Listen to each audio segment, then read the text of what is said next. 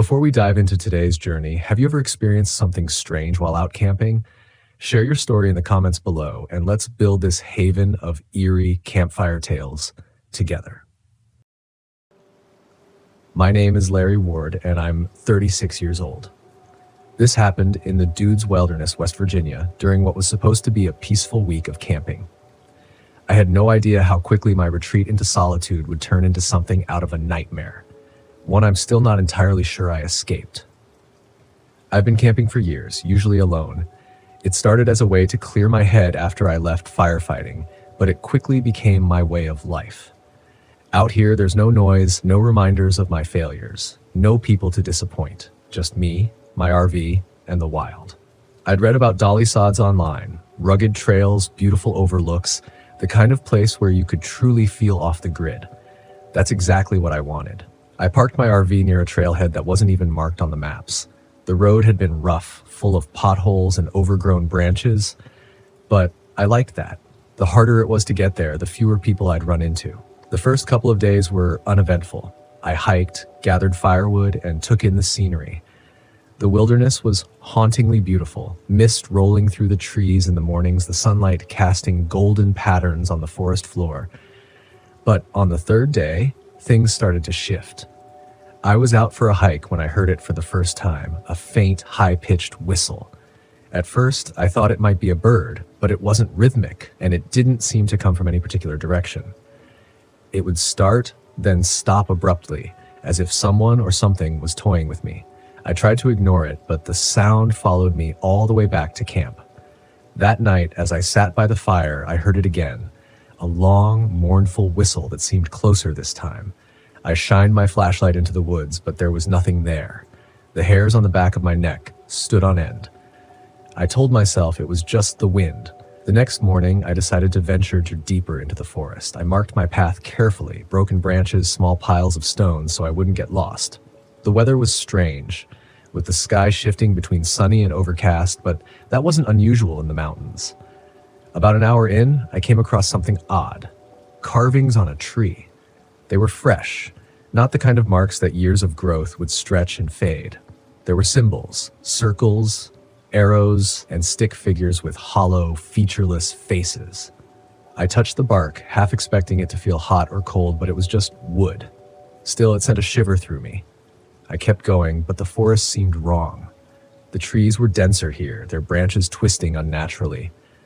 The ground was covered in moss that felt too soft, like stepping on sponge. The whistle came again, faint but persistent. It almost sounded like it was calling my name. By the time I turned back, I realized the trail markings I'd made were gone. The broken branches were whole, the piles of stones scattered. I took out my compass, but the needle spun aimlessly. My GPS wouldn't connect either. Panic started to creep in. I'd never been lost like this before. I forced myself to stay calm and retrace my steps as best as I could. After what felt like hours, I stumbled into a clearing, and that's when I saw it, the hollow tree. It was massive, its bark blackened and split in places as if it had been struck by lightning. A large opening at its base gaped like a mouth. Around it were more carvings, some etched into the stones that surrounded the tree like sentinels. The air here was different, heavy, charged, as if a storm was about to break. I heard the whistle again, but this time it was followed by a voice. Kevin. I froze. It was a voice I hadn't heard in years, but I recognized it instantly. Charlie, my partner from my firefighting days, the man I'd failed to save. No, I whispered, backing away. This wasn't possible. Charlie was dead. I saw him die. But the voice came again, softer this time, tinged with pain. Kevin, why did you leave me? My head swam. I wanted to run, but my legs wouldn't move. The whistle grew louder, and the shadows around the tree seemed to deepen, pooling like ink. Something stepped out from the hollow, tall, thin, with impossibly long limbs and a face that wasn't a face. Its eyes were hollow pits, its mouth an empty void. It didn't move toward me. It didn't need to. Its presence was suffocating. My chest tightened, and I felt like I was drowning. The voice continued, but now it wasn't just Charlie. It was my father, my sister, people I hadn't thought about in years, all of them accusing me, asking why I hadn't done more. The figure raised a hand, and the shadows around it shifted, forming shapes, people, but wrong. Their faces were blank, their bodies twisted. They reached for me, their hollow eyes accusing. I stumbled backward, my breath coming in gasps. "Stay away!" I shouted, though my voice sounded small and weak. The entity didn't stop. It stepped closer, and with each step, the memories it projected became sharper, more vivid. The fire that killed Charlie, my father's disappointed face when I quit firefighting, the friends I'd pushed away. It was all too much. I don't know how I made it back to the RV. My legs moved on autopilot, carrying me through the forest as the whistle followed, growing fainter but never disappearing. When I finally reached the clearing where the RV was parked, I collapsed against the side, gasping for air. I locked the doors and sat in the driver's seat, my hands shaking. I tried to start the engine, but it wouldn't turn over. I checked my watch, but the hands weren't moving. Everything felt wrong, as if time itself had stopped. That night, the entity came again. I didn't see it, but I felt its presence, heavy and cold, pressing against the walls of the RV. Shadows moved outside the windows, and the whistle pierced the silence. I tried to block it out, covering my ears, but the voices came anyway, whispering inside my head. "You can't run, Kevin." The next day, I found a journal tucked into the bushes near the RV. It was old, the pages yellowed and brittle, but the writing was clear. It belonged to someone named Daniel, a camper who had been here years ago. His entries started normal enough, descriptions of hikes, wildlife, the beauty of the wilderness. But as I flipped through, the tone changed. He wrote about the whistle, the carvings, the hollow tree. The last entry sent a chill down my spine. "It wants what you regret most. It feeds on it. If you don't give it what it wants, it will take everything." I knew what I had to do. I didn't have a plan, just a desperate idea. I gathered a metal pole, some rope, and a fire starter from the RV. The storm clouds were rolling in, and I hoped I could use the lightning to destroy whatever was tied to the tree. When I returned to the hollow tree, the entity was waiting for me. Its hollow eyes bore into mine, and the shadows writhed around it like living things. The whistle was deafening now, and the voices screamed in my head. I tied the metal pole to one of the stones near the tree, angling it toward the sky. My hands shook as I worked, but I couldn't stop. The entity didn't try to stop me. It just stood there, watching as if amused by my efforts. When the storm broke, I stood in the clearing, holding my breath. Lightning streaked across the sky, and I prayed it would hit the pole. For a moment, nothing happened, and I thought I'd failed. Then the bolt came. It struck the pole, and the energy surged into the ground, splitting the hollow tree with a deafening crack. The entity let out a scream, high-pitched, inhuman, filled with rage and pain. The shadows dissolved, and the wind whistle stopped. I stumbled back to the RV, my body trembling, my mind reeling. The storm passed as quickly as it had come, and for the first time in days, the forest felt normal, quiet, still. The engine started on the first try, and I drove away without looking back. I don't know if I destroyed the Hollow Watcher or if I just escaped its grasp, but I do know one thing. I'll never go back to Dolly Sods, and I'll never camp alone again. Some places aren't meant to be explored, no matter how beautiful they seem.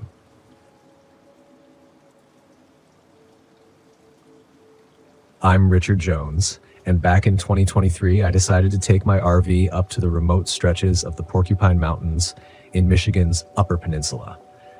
As a graphic designer more acquainted with pixels than pine trees, I thought a solo trip might spark some creativity, or at least give me a funny story to tell at the next office party.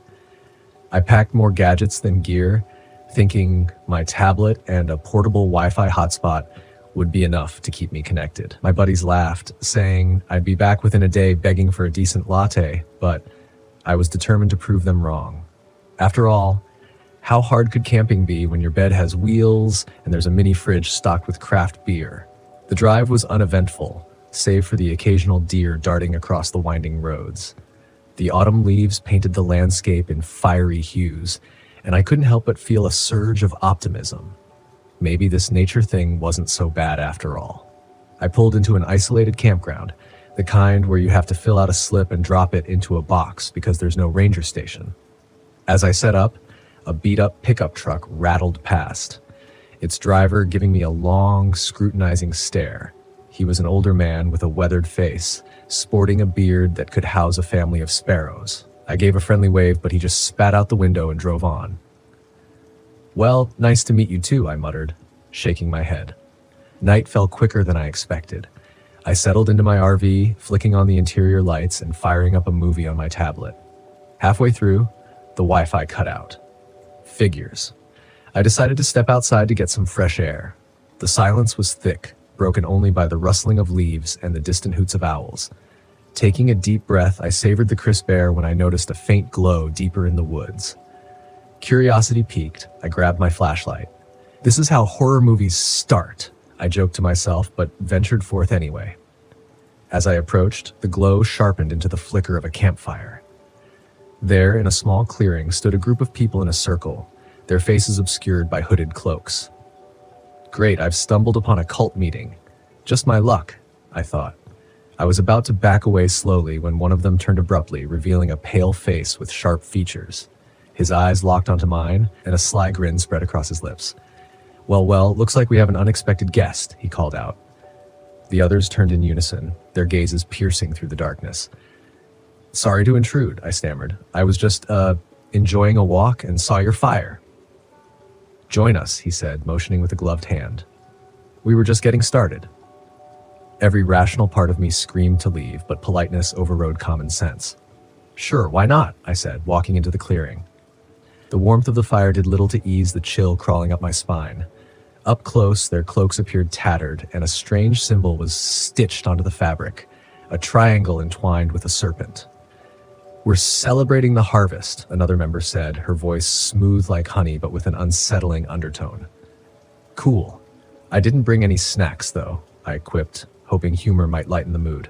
No matter, the leader replied. We have plenty to share. They began chanting in a language I didn't recognize. The flames danced higher, casting eerie shadows that seemed to move independently of their sources. I glanced around, noticing that there were no tents or supplies, just the fire and the people. Well, this has been fun, but I should probably head back, I said, taking a step backward. The leader insisted, his tone leaving no room for argument. The ritual is incomplete without a proper offering. Offering? I laughed nervously. I think I'll pass on that. Before I could turn, two members grabbed my arms with a grip stronger than their slender frames suggested. Panic surged through me. Hey, let go! The leader approached, pulling back his hood to reveal a bald head etched with scars forming the same symbol on their cloaks. You stumbled upon us for a reason. The woods guide those who are meant to join. I struggled, but their hold tightened. Look, I'm just a guy who got lost. I didn't see anything. Precisely, he smiled. You're nobody, a perfect vessel. They dragged me toward a makeshift altar, a flat stone slab stained dark. My heart pounded as adrenaline kicked in. In a burst of desperation, I stomped hard on the foot of the person to my right. He yelped, loosening his grip just enough for me to wrench free. Without thinking, I bolted into the woods. Branches whipped against my face as I ran blindly, the chants morphing into shouts behind me. My lungs burned, but fear propelled me forward. I could hear footsteps gaining, leaves crunching under heavy boots. Help! I screamed into the void, knowing full well that I was miles from anyone who could hear. Suddenly, a blinding light flooded the area. Freeze! State police! A voice boomed. The leader recoiled as officers emerged from all sides, weapons drawn. Stunned, I watched as they apprehended the cult members one by one. An officer helped me to my feet. Are you okay? I think so, I gasped. How did you find me? We've been tracking this group for months, he explained. Got a tip they were operating in this area. Relief washed over me, but it was short-lived. A scream pierced the night, a guttural, inhuman wail that didn't seem possible from a human throat. What was that? I whispered. The officer's face paled. Stay here. He moved toward the sound, hand hovering over his holster. Against better judgment, I followed at a distance. The officers converged on a clearing where they found a grisly scene. A shallow pit filled with bones, some animal, others unmistakably human. The remains were arranged in grotesque patterns, and the stench was overwhelming. One of the officers retched. Looks like we found their dumping ground, another muttered grimly. I stumbled back, bile rising in my throat. This wasn't just some harmless group of oddballs. They were killers. Maybe worse. The night stretched on as statements were taken and evidence collected. Eventually, they escorted me back to my RV. We'll have someone keep an eye on you tonight, the officer assured me. But you should be safe now. Safe, right? I nodded absently, still processing the night's events. Inside the RV, I locked every door and window, then double-checked them for good measure. Exhaustion hit me like a freight train, but sleep was a distant possibility. I sat at the small kitchenette table, nursing a cold beer, the kind of liquid courage that does nothing after the fact.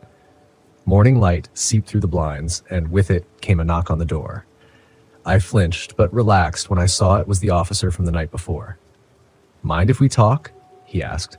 "Sure." I opened the door, and he stepped in, removing his hat. "We've identified the group's leader, named Silas Crowley," he said, flipping open a notebook. "Former anthropology professor who went off the grid after some controversial research." Controversial how? Obsession with ancient rituals, human sacrifices, the works. He attracted a following of like-minded individuals. We've been trying to pin him down for a while. A chill ran through me. So I just stumbled into a homicidal maniac's backyard? Pretty much, he sighed. You're lucky to be alive. Others weren't so fortunate.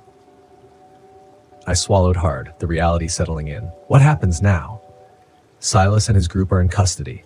With your testimony, we can ensure they won't see the light of day for a long time.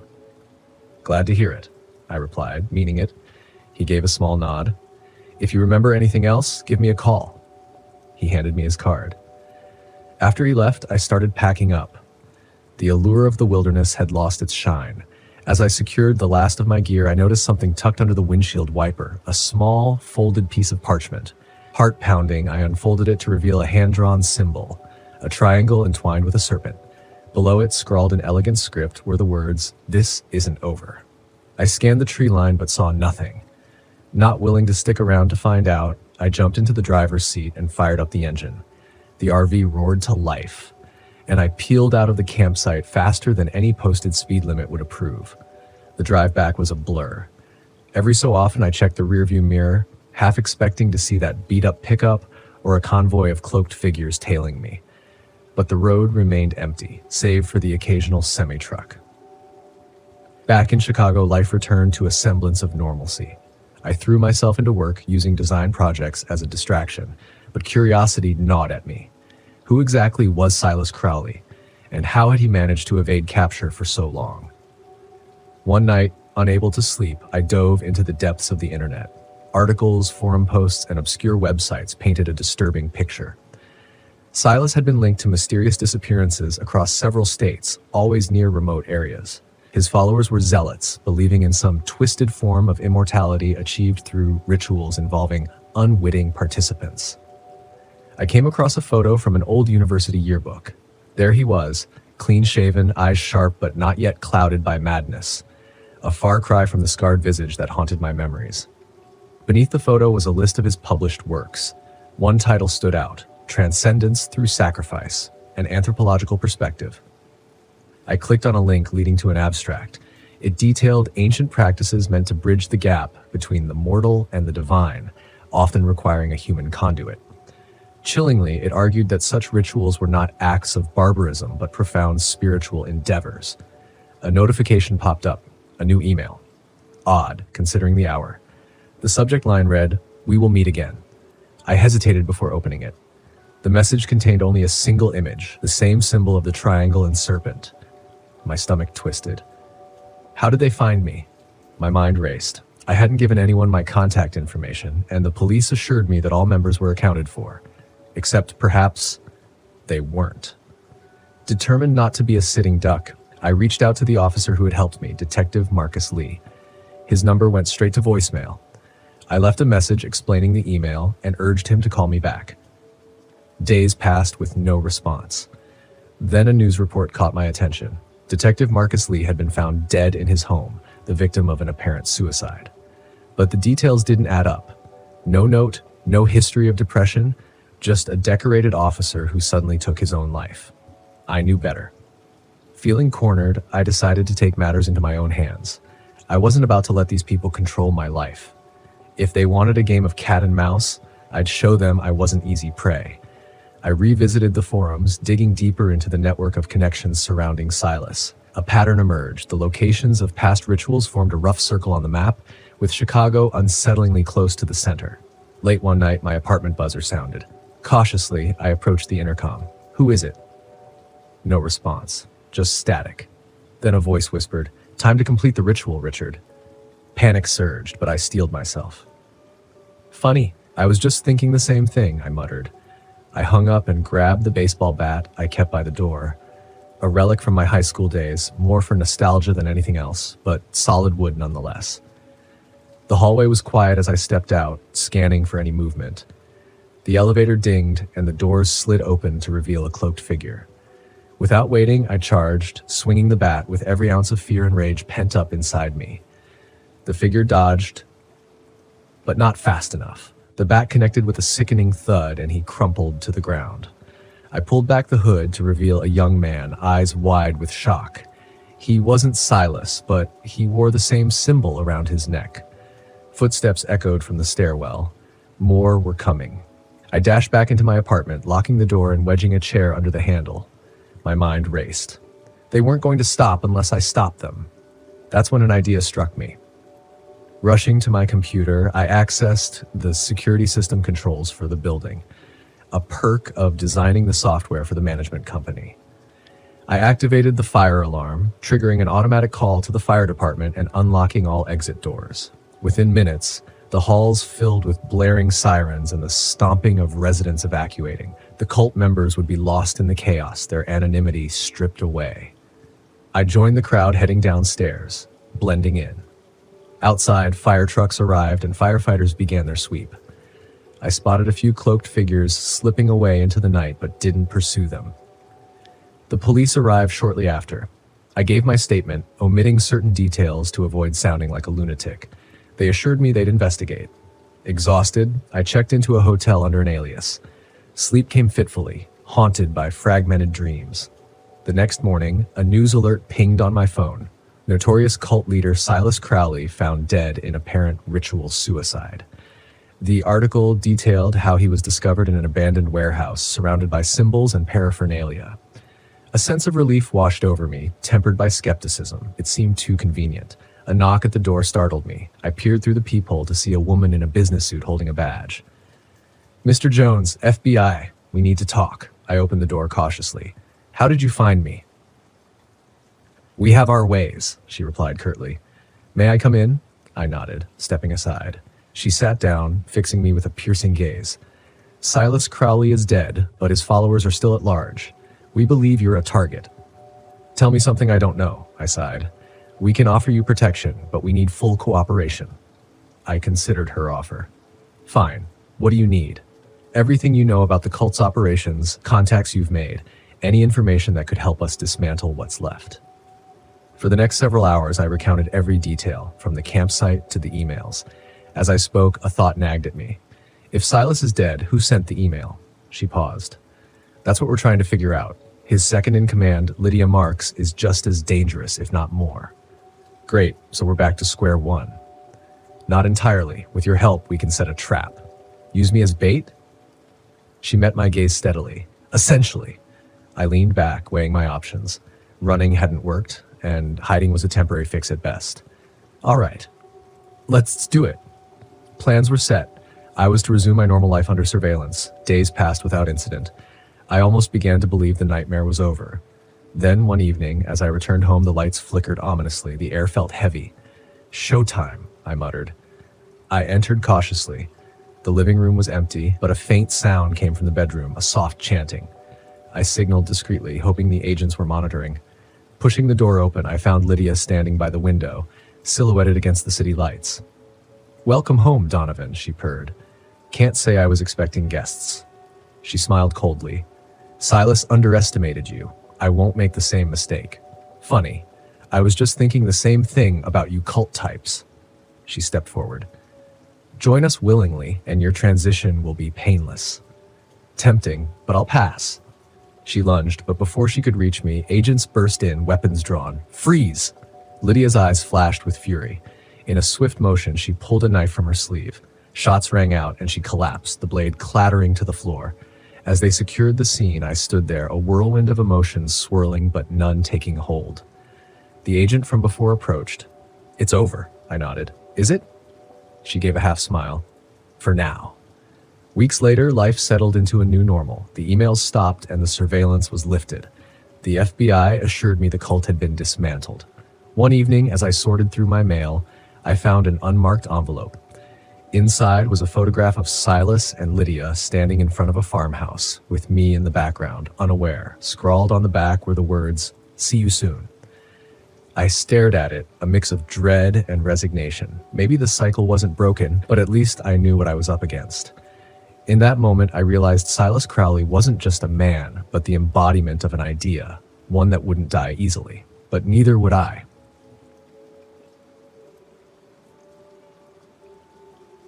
My name is Frank Lopez, and back in 2019, I took my RV out to the Great Smoky Mountains in Tennessee.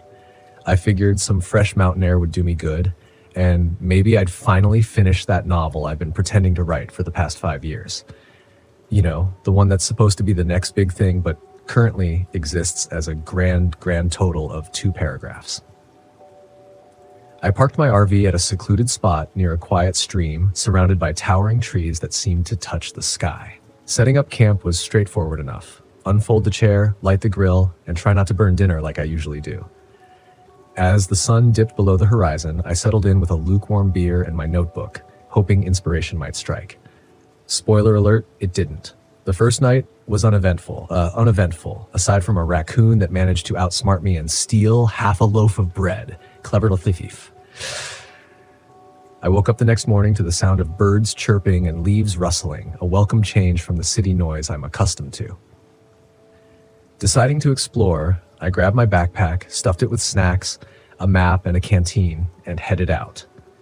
After a couple of hours hiking, I stumbled upon an old wooden sign that read "Trail Closed."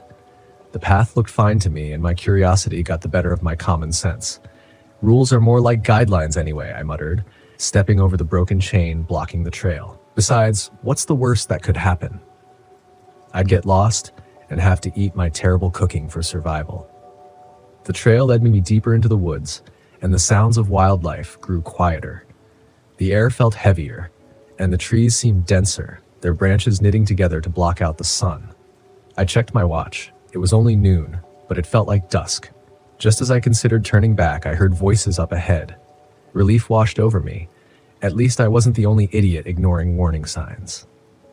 I followed the muffled sounds until I reached a clearing. What I saw made me freeze. A group of men stood around a makeshift table covered with packages and firearms.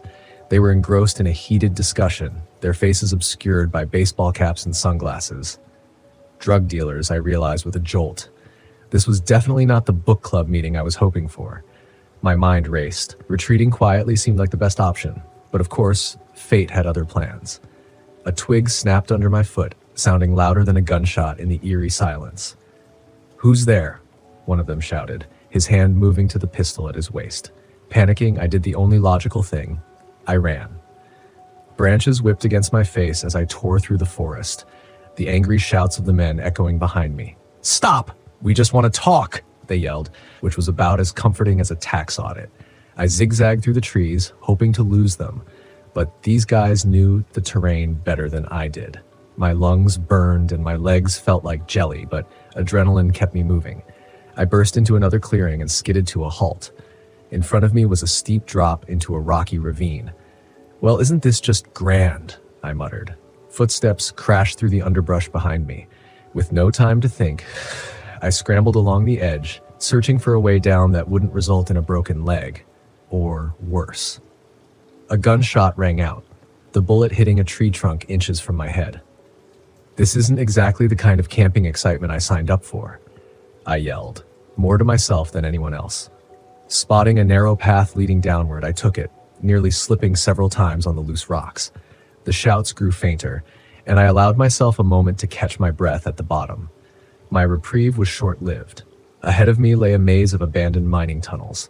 Given my stellar luck so far, I figured, why not delve into a dark, creepy tunnel? After all, I hadn't had my daily dose of poor decisions. Entering the mine, I was enveloped in darkness so complete it felt tangible. I fumbled for my phone to use its flashlight, silently cursing myself for not bringing a real one. The weak beam illuminated just enough to keep me from tripping. The air was stale, carrying the scent of damp earth and rusted metal. As I moved deeper, I heard the faint echo of footsteps behind me. "You've got to be kidding me," I whispered. These guys were relentless. I picked up the pace, the tunnel branching off in multiple directions, left, right, then left again. I had no idea where I was going. My navigational skills were about as good as my cooking. Suddenly, the ground gave way beneath me, and I tumbled down a shaft, landing hard on a pile of debris. Pain shot through my ankle. Fantastic. Sprained ankle in a horror movie scenario, I groaned. Above me, shadows moved. The men peered down, their faces still hidden, but their intentions clear. "You've seen too much," one of them said coldly. "Can't let you leave." "Look, I promise I didn't see anything. I'm as blind as a bat without echolocation skills," I shouted back, attempting humor that fell flat. They began climbing down, and I knew I had to move. Ignoring the throbbing pain, I limped through a narrow passageway. The tunnel opened up into a cavern where old mining equipment lay abandoned. An idea sparked. Grabbing a rusted pickaxe, I positioned myself behind a support beam. As the first man entered, I swung with all my might. The pickaxe connected with a sickening thud, and he collapsed. I didn't have time to process the grim reality. I had to defend myself. The second man lunged at me, tackling me to the ground. We grappled, his hands squeezing around my throat. Spots danced in my vision. Desperate, I reached out and grabbed a loose rock, smashing it against his head. He slumped over, unconscious or worse. I didn't check. Staggering to my feet, I searched for an exit. A glimmer of light caught my eye, a small opening above, possibly leading outside. Climbing a rickety ladder, I emerged back into the forest. The fresh air was a stark contrast to the suffocating mine, but I wasn't safe yet. I could hear more voices in the distance. Apparently, these guys had a bigger operation than I thought.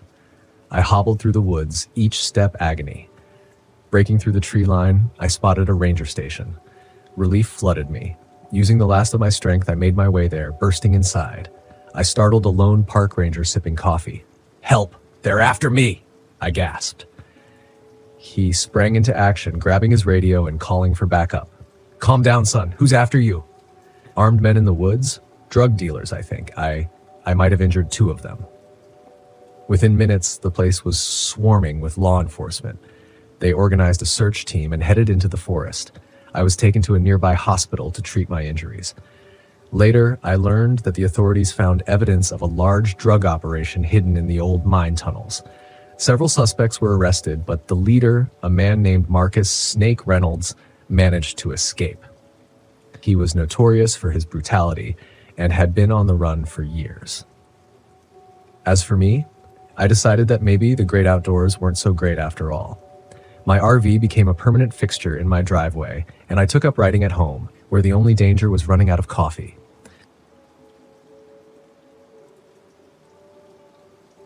My name is John Campbell, and I'm 27 years old. I've always loved the outdoors, camping, hiking, being surrounded by the quiet beauty of nature. But what happened in the Monongahela National Forest last October changed the way I see the wilderness forever. It was supposed to be a weekend trip, a chance to reconnect with old friends and prove to myself that I could still find peace out there, even after everything I'd been through. Instead, it turned into a nightmare. It started as a casual idea during a group chat. Ryan Morales, my best friend from college, suggested we tackle an unmarked trail near Crum Knob. "Breathtaking views, barely anyone around," he'd said. That was all Ryan needed to hear, an adventure far off the beaten path. Lila Barnes, the mediator of our trio, had been hesitant but relented. She was the sensitive type, a believer in energy and spirits, but she loved the idea of spending time with us. And me? I just wanted to prove I wasn't afraid anymore. The morning we arrived, the trailhead was everything Ryan had promised, isolated and overgrown, the kind of place most people wouldn't bother with. I double-checked my gear, a good sleeping bag, weatherproof tent, high-powered flashlight, and enough food to last us longer than we planned to stay. Ryan, of course, had packed light. Too light. "You brought that?" I said, eyeing his flimsy-looking sleeping bag. "It's fine, Michael," he replied with a grin. "I'm not planning to freeze to death." Lila rolled her eyes. "You're going to complain the whole time, aren't you?" We set off late morning, the sun filtering through the dense canopy of the forest. At first, everything felt normal. Birds chirped, leaves rustled in the breeze, and the smell of damp earth filled the air. The trail was rough, but I'd expected that. What I didn't expect was how quickly the atmosphere would change. By mid-afternoon, we were deep in the woods, and the familiar sounds of nature started to fade. The birds stopped singing. The trees, once so vibrant, seemed darker, almost menacing. Even the air felt heavier, like it was pressing down on us. Lila was the first to mention it. "Does it feel quieter to you guys?" she asked, her voice tinged with unease. Ryan laughed it off. "It's just the wind dying down. Don't psych yourself out." I wanted to believe him, but something about the silence wasn't natural. It wasn't just quiet. It was oppressive, like the forest itself was holding its breath. As the day wore on, the trail became harder to follow. Signs of human passage disappeared, replaced by thick underbrush and moss-covered rocks. My map was useless. Ryan teased me about overthinking, but when we came across a weathered wooden sign with the words "turn back" barely legible beneath layers of grime, even he fell silent. "It's probably just a joke," he said after a moment. "Someone trying to scare off hikers." Lila shook her head. "Feels like a warning." Despite my growing unease, I didn't want to back out. I needed to finish this hike to prove to myself that I could handle it. So, we pressed on. As the sun dipped lower in the sky, the forest grew colder and darker. That night, we set up camp in a small clearing surrounded by towering trees. Ryan got the fire going while Lila and I prepared our tents. As we settled in for the night, the usual camaraderie returned. We joked, ate, and shared stories around the fire. For a moment it felt like old times, until we heard the scream. It came from deep in the woods, a shrill, piercing cry that froze me in place. Lila's face went pale, and Ryan stood up, flashlight in hand. "Probably an animal," he said, though his voice lacked its usual bravado. "No animal makes a sound like that," Lila whispered. We listened, straining to hear anything over the crackling of the fire. For a long moment, there was nothing. Then, faintly, I heard it. Someone calling my name. "Michael." It was a soft, lilting voice, barely audible but unmistakable. My stomach churned. It sounded like my brother Nate. He died when I was 16, lost in the woods during a family camping trip. I knew it couldn't be him, but the voice was so eerily familiar. "Did you hear that?" I asked. "Hear what?" Ryan said, scanning the trees with his flashlight. "It said my name," I insisted. "It sounded like." Before I could finish, Ryan's light flickered and died. "Damn thing's out of batteries," he muttered. We retreated to our tents after that, but sleep didn't come easily. The sounds outside, branches snapping, faint whispers, kept me awake. I gripped my flashlight tightly, my heart pounding with every noise. The next morning, we discovered something strange. Around our campsite were large footprints, almost human, but with elongated toes and a strange, claw-like shape at the end. They circled the fire pit and disappeared into the woods. Ryan tried to laugh it off, calling it a prank, but Lila and I weren't so sure. As we packed up to leave, the forest felt even more hostile. Shadows seemed to shift unnaturally, and the oppressive silence followed us. Then, around noon, we heard it again. Someone calling for help. "Ryan!" The voice was desperate, pleading. "That's me," Ryan said, stopping in his tracks. "No, it's not," Lila snapped. "You're right here. That's not you." The voice called out again, closer this time. Ryan, always the skeptic, marched toward the sound despite our protests. He disappeared into the trees, leaving Lila and me alone on the trail. Minutes passed, then an hour. When he finally returned, something about him was off. His skin was pale, his eyes distant. He spoke little, his usual confidence replaced by an eerie calm. Lila and I exchanged worried glances but didn't press him, not yet. As night fell, the tension between us grew. Lila whispered to me that she'd seen Ryan standing outside her tent the night before, staring into the woods. "I don't think it's him," she said, her voice shaking. "I think it's something else." I wanted to dismiss her fear as paranoia, but when Ryan spoke, his voice sounded wrong.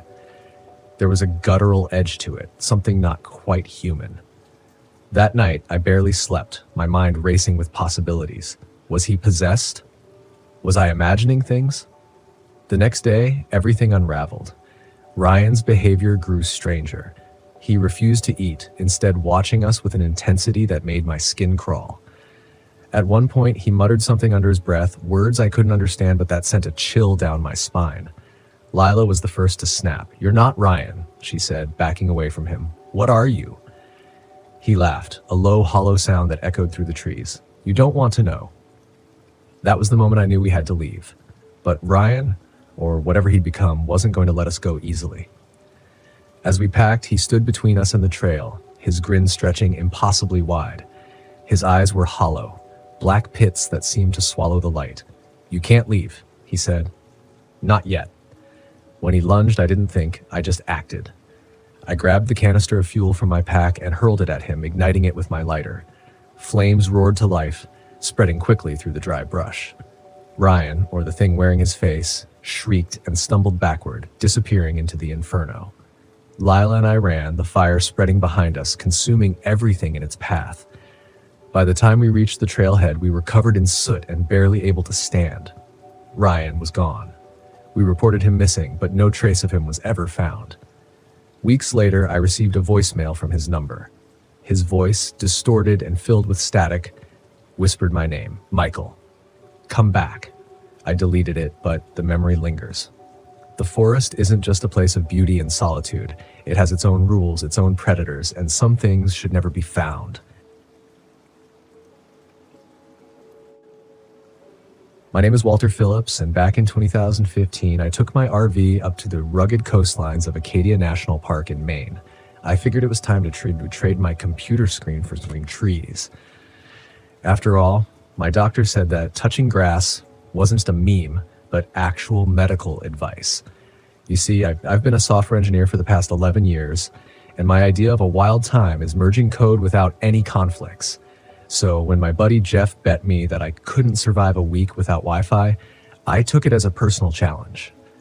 Plus, I thought it would make for a great story to tell at parties, assuming I ever started going to those. The drive to Acadia was surprisingly smooth, aside from my RV's GPS trying to reroute me into the Atlantic Ocean. Recalculating? More like miscalculating, I muttered. By the time I reached the park, the sun was casting golden hues over the granite cliffs, and I felt a strange mix of excitement and sheer terror. Nature and I aren't exactly on speaking terms, but hey, even introverts need some vitamin D. I found a secluded spot near a cluster of pine trees overlooking the ocean. It was breathtaking. I set up camp, lit a fire after watching a quick tutorial I had downloaded beforehand, old habits die hard, and settled into a folding chair with a paperback novel. Look at me, living like a 19th century poet, I chuckled. As night fell, the stars emerged in a dazzling display I hadn't seen since I was a kid. Away from the city lights, the Milky Way stretched across the sky like a spilled carton of glitter. I was so absorbed that I almost didn't notice the faint sound of footsteps behind me. Expecting company? I joked to myself, turning around. Nothing but trees and shadows. Must have been a critter, or so I hoped. I decided it was a good time to retreat into the safety of my RV. You know, the one with locks. The next morning, I decided to go for a hike along one of the less traveled trails. Armed with a map, a compass I barely knew how to use, and enough trail mix to feed a small village, I set off. The forest was serene, filled with the chirping of birds and the rustling of leaves. I even started whistling a tune, feeling oddly at peace. About 2 miles in, I came across an old man sitting on a fallen log, whittling a piece of wood. He looked up as I approached. "Morning," I said. He gave a curt nod. "Not many folks come down this path," he remarked. "Well, I'm not like most folks," I replied with a grin. "Thought I'd try the road less traveled." He looked me up and down. "Be careful out there. Strange things happen in these woods." "Strange like what? Bears scheduling picnics?" I chuckled. He didn't laugh. "Just watch yourself," he said, returning to his whittling. "Will do," I replied, moving along. "Thanks for the ominous warning." As I continued, the trees seemed to close in, their branches forming a canopy that blocked out much of the sunlight. The trail became less defined, but I was sure I could find my way back. After all, I had a compass, though I was starting to suspect it was just a fancy paperweight. An hour later, I realized I was hopelessly lost. "Great job, Thaddeus. You had one job. Don't get lost in the woods," I muttered. I pulled out my map, but it might as well have been written in hieroglyphics. The forest was eerily quiet now, the kind of silence that amplifies every snap of a twig. Then, in the distance, I heard voices. 2 people arguing. Relieved at the prospect of finding someone who could point me in the right direction, I headed toward the sound. As I got closer, the voices became clearer. "I'm telling you, we need to move them tonight," a gruff voice said. "And I'm telling you it's too risky with that camper around," another voice hissed. I froze. Camper? Were they talking about me? Carefully, I crept forward and peered through the bushes into a small clearing. What I saw made my stomach drop. Two men stood next to what looked like large tarp-covered mounds. One of them pulled back the tarp, revealing stacks of wooden crates. Curiosity got the better of me, and I squinted to read the markings on the boxes. "Military grade," I whispered. This was way above my pay grade. Suddenly, a hand clamped down on my shoulder. "Lost friend?" A deep voice rumbled behind me. I spun around to face a towering man with a cold stare. "Oh, hey there. Just trying to find my way back to the trail," I stammered. He looked me up and down, his gaze settling on the compass dangling uselessly from my neck. "Doesn't seem like you're from around here." "Just visiting," I said, forcing a smile. "Thought I'd enjoy some nature. Maybe wrestle a bear for a selfie." He didn't laugh. "Why don't you come with me? We can help you get situated." "That's really not necessary," I replied, backing away. "I'm sure I can find my way back." He reached for something behind his back and instinct kicked in. Without thinking, I bolted in the opposite direction. Adrenaline surged as I crashed through the underbrush, branches whipping against my face. Behind me, I heard shouts and the pounding of heavy footsteps. "Stop!" one of them yelled. "You can't run forever!" "Watch me!" I shouted back, immediately regretting giving away my position. I stumbled upon a narrow stream and decided to follow it, hoping it would lead me back to civilization, or at least put some distance between me and my new friends. My lungs burned, and my legs felt like jelly, but I couldn't stop. Just when I thought I might have lost them, a shot rang out, splintering a tree trunk inches from my head. "They're shooting at me. Over what? Trespassing?" I gasped, ducking behind a boulder. I tried to catch my breath. "Think, Thaddeus, think. What would Bear Grylls do? Probably something involving drinking his own urine. Not helpful." I remembered the emergency whistle attached to my backpack. Grabbing it, I blew as hard as I could, the shrill sound piercing the forest silence. "Help!" I yelled between whistles. "Anyone?" "Keep making noise and you'll wish we only shot at you." Look, a voice threatened from somewhere behind me. Spotting a fallen tree stretching across the stream, I scrambled over it, nearly slipping on the moss-covered surface. On the other side, the terrain sloped upward. Maybe if I could get to higher ground, I'd get a cell signal. Breaking through the tree line, I emerged onto a dirt road. And there, like a mirage, was a park ranger's truck. Waving my arms frantically, I sprinted toward it. "Hey! Stop!" The ranger stepped out, surprised. "What's going on?" "Two men. They're after me. They're armed." His eyes widened. "Get in." We jumped into the truck, and he radioed for backup as we sped away. "You're lucky you found me," he said. "This area isn't usually patrolled." "Story of my life," I sighed. Right place, right time for once. Back at the ranger station, I recounted everything. As I described the men in the crates, the rangers exchanged glances. "Did I stumble into something I shouldn't have?" I asked. "Those men have been under investigation," one ranger explained. "Illegal arms dealers using the park as a transit point." Great. And here I was thinking the biggest danger I'd face was undercooked s'mores. They assured me they'd handle it and advised me to stay within populated areas for the remainder of my trip. Not needing more encouragement, I decided to cut my adventure short. As I packed up my RV, I couldn't shake the feeling of being watched. But a thorough scan of the area showed nothing unusual. Maybe I was just jumpy, or maybe I needed to invest in some less adventurous hobbies like knitting. Before leaving town, I stopped by a local diner for one last decent meal. The waitress, a cheerful woman named Mabel, poured me a coffee. "You look like you've seen a ghost," she said. "Not a ghost, just the darker side of human nature," I replied. She raised an eyebrow. "Sounds like there's a story there." Let's just say I won't be winning any hide-and-seek championships. As I was about to pay, I noticed a newspaper on the counter with a headline that caught my eye. "Rangers bust arms trafficking ring in Acadia." "Well, I'll be," I murmured. "Crazy world we live in," Mabel commented. "You never know what's happening right under your nose." "Tell me about it," I said, leaving a generous tip. Back on the road, I reflected on my not-so-relaxing getaway. Maybe nature and I weren't meant to be after all. Or maybe I just needed to pick safer parks, ones not hosting clandestine criminal activities. As I crossed state lines, my phone buzzed with a message from Jeff. "Survive without Wi-Fi yet?" I smirked and typed back, "You have no idea." Later that evening, parked at a well-lit campground with plenty of families around, I decided to do a bit of digging. Curiosity killed the cat, they say, but satisfaction brought it back. Using the diner's Wi-Fi, old habits, I researched recent arrests in the area.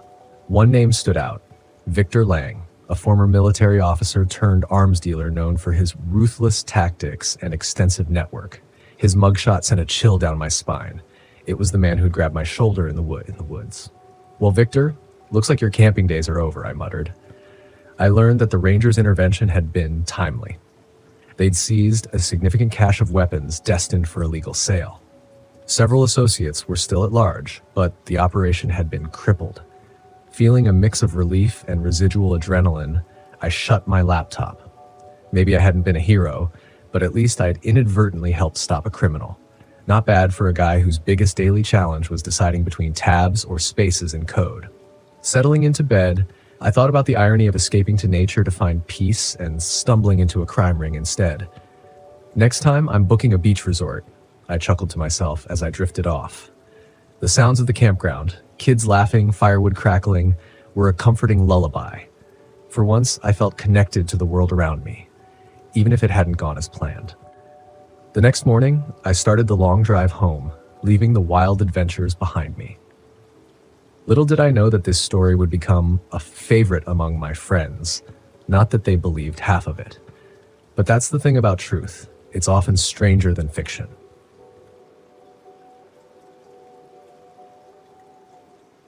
My name is Keith Mulligan, and this story happened to me in the summer of 2006. I was a camp counselor at Camp Pinewood, nestled in the heart of the Adirondacks. I've always loved the outdoors, and this job was my dream gig, spending the summer hiking, canoeing, and hanging out with kids. I grew up in a small town in upstate New York, so the woods felt like home. Plus, I needed the extra cash to help pay for my college tuition. Little did I know that this summer would be anything but ordinary. Camp Pinewood had been around since the 1920s, a sprawling piece of land with cabins, a mess hall, and a big lake where we taught the kids to swim and canoe. It was a beautiful place, full of towering pines and the smell of fresh pine needles. The camp was split into boys and girls sections, each with its own set of counselors. I was in charge of Cabin 6, a group of 12-year-old boys who were more interested in causing mischief than anything else. My fellow counselors were a mixed bunch. There was Cody, who was a year older than me and acted like he owned the place. Jenny, the arts and crafts counselor with a perpetual smile, and Andy, the quiet guy who played guitar by the campfire every night. We were a tight-knit group, and after the kids went to bed, we'd sit around, share stories, drink a couple of beers we kept hidden, and just enjoy the calm of the forest night. One night, after a particularly exhausting day of wrangling the kids through a hike up to Lookout Point, we gathered around the fire. The stars were out in full force, and the only sounds were the crackling of the fire and the occasional hoot of an owl. Andy started strumming his guitar, playing a soft tune that made the woods feel even more magical. As we were talking, Cody mentioned something about the old stories the local townsfolk used to tell. "They say these woods are haunted, you know," he said, his eyes glinting in the firelight. "Haunted?" Jenny scoffed. "By what? Ghosts of campers who didn't clean their cabins?" "Nah," Cody replied, leaning in. "There's this old legend about a hermit who used to live around here. They say he went crazy, started kidnapping people, and taking them to his cabin deep in the woods. No one ever found the cabin, though." I laughed, shaking my head. "Come on, Cody, you expect us to believe that? Sounds like a story you tell to scare the new counselors." Andy stopped playing his guitar and looked up. "I've heard that story, too. My grandpa used to tell it to me when I was a kid. He swore it was true." We all sat in silence for a moment, the crackling fire the only sound. Then Jenny broke the tension with a laugh. "Well, if I see any hermits tonight, I'll be sure to ask for directions to his cabin." The next few days went by without incident. We kept the kids busy with activities and didn't think much about Cody's story. But then weird things started happening. It began with small stuff: tools missing from the shed, food disappearing from the mess hall. At first, we thought it was just the kids playing pranks. But then, one night, one of the girls from Cabin 3 went missing. Her name was Lila, a sweet kid, a bit on the shy side. Her bunkmates said they saw her go to the bathroom in the middle of the night, but she never came back. We searched the entire camp, calling her name, our flashlights cutting through the darkness, but there was no sign of her. By dawn, we had to call the local authorities. The police showed up, just a couple of officers with stern faces and serious attitudes. They combed the area and asked us a million questions, but they didn't find anything either. It was like she had vanished into thin air. The camp directors decided to keep the camp running, hoping Lila would turn up, but the atmosphere had changed. The kids were on edge, and so were we. At night, the woods seemed darker, the sounds more ominous. We kept a closer eye on our campers, never letting them wander off alone. A few nights later, I was on night duty, making sure the boys were asleep and everything was in order. Around midnight, I heard something outside, a rustling noise, like someone moving through the underbrush. I grabbed my flashlight and stepped out of the cabin, trying to pinpoint the source of the sound.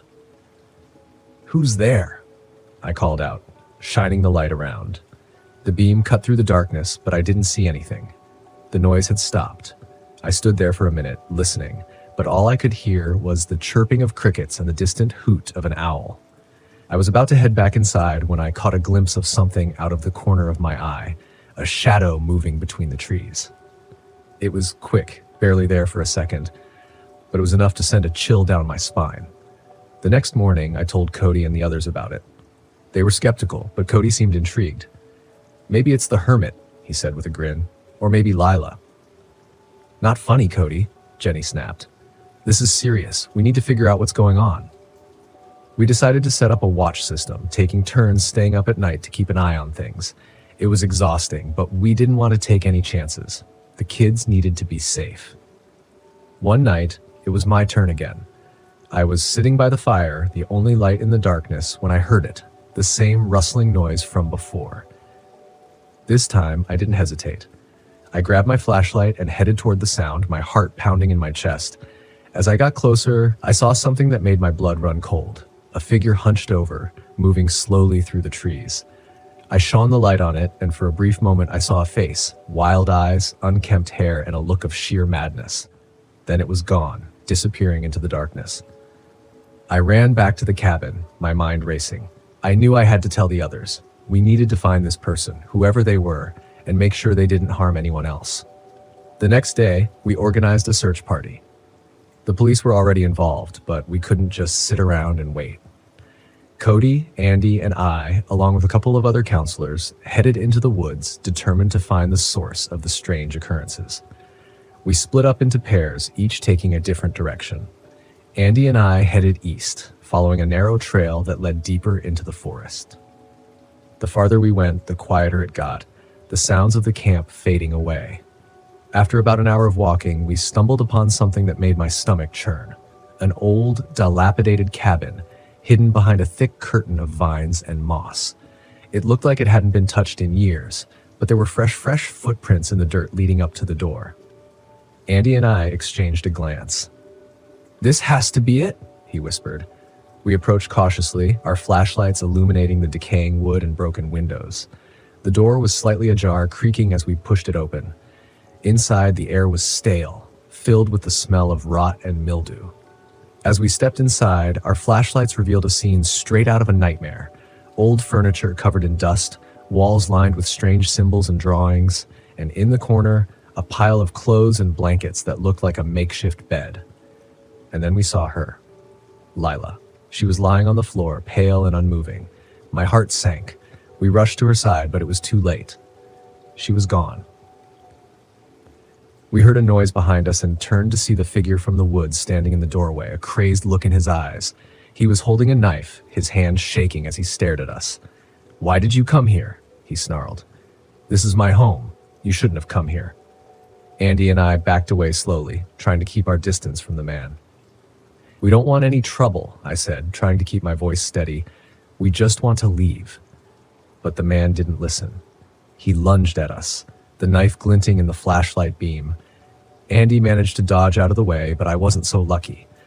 The knife caught me in the arm, and I cried out in pain. Andy grabbed a broken piece of wood from the floor and swung it at the man, hitting him in the side. The man stumbled, giving us a chance to make a run for it. We bolted out of the cabin, our hearts pounding as we raced back toward the camp. When we finally made it back, we were out of breath and covered in sweat. We told the others what had happened, and the police were called in immediately. They found the cabin and the man, who turned out to be a local who had gone off the grid years ago. He was arrested and taken away, but the damage had already been done. The camp was shut down early that summer. The parents were notified, and the kids were sent home. It was a somber end to what was supposed to be a fun and carefree time. Lila's family was devastated, and the rest of us were left with the haunting memories of what had happened. I still think about that summer sometimes, especially when I'm out in the woods. The forest doesn't feel as safe as it used to, and I can't shake the image of that man's wild eyes. But life goes on. I'm back in college now, studying to be a teacher. Maybe one day I'll work at a camp again, but for now I'm content to stick to the classroom. As for Camp Pinewood, it's still there, abandoned and overgrown. Some say it's haunted by Lila's spirit, but I don't believe in ghosts. What happened that summer was real, and that's enough to keep me away. Looking back, I realize how close we all came to a far worse outcome. It makes me appreciate the little things more, like a quiet night or a simple walk in the park. Life is fragile, and it can change in an instant. But it also goes on, and we have to find a way to move forward, no matter how dark the past might be.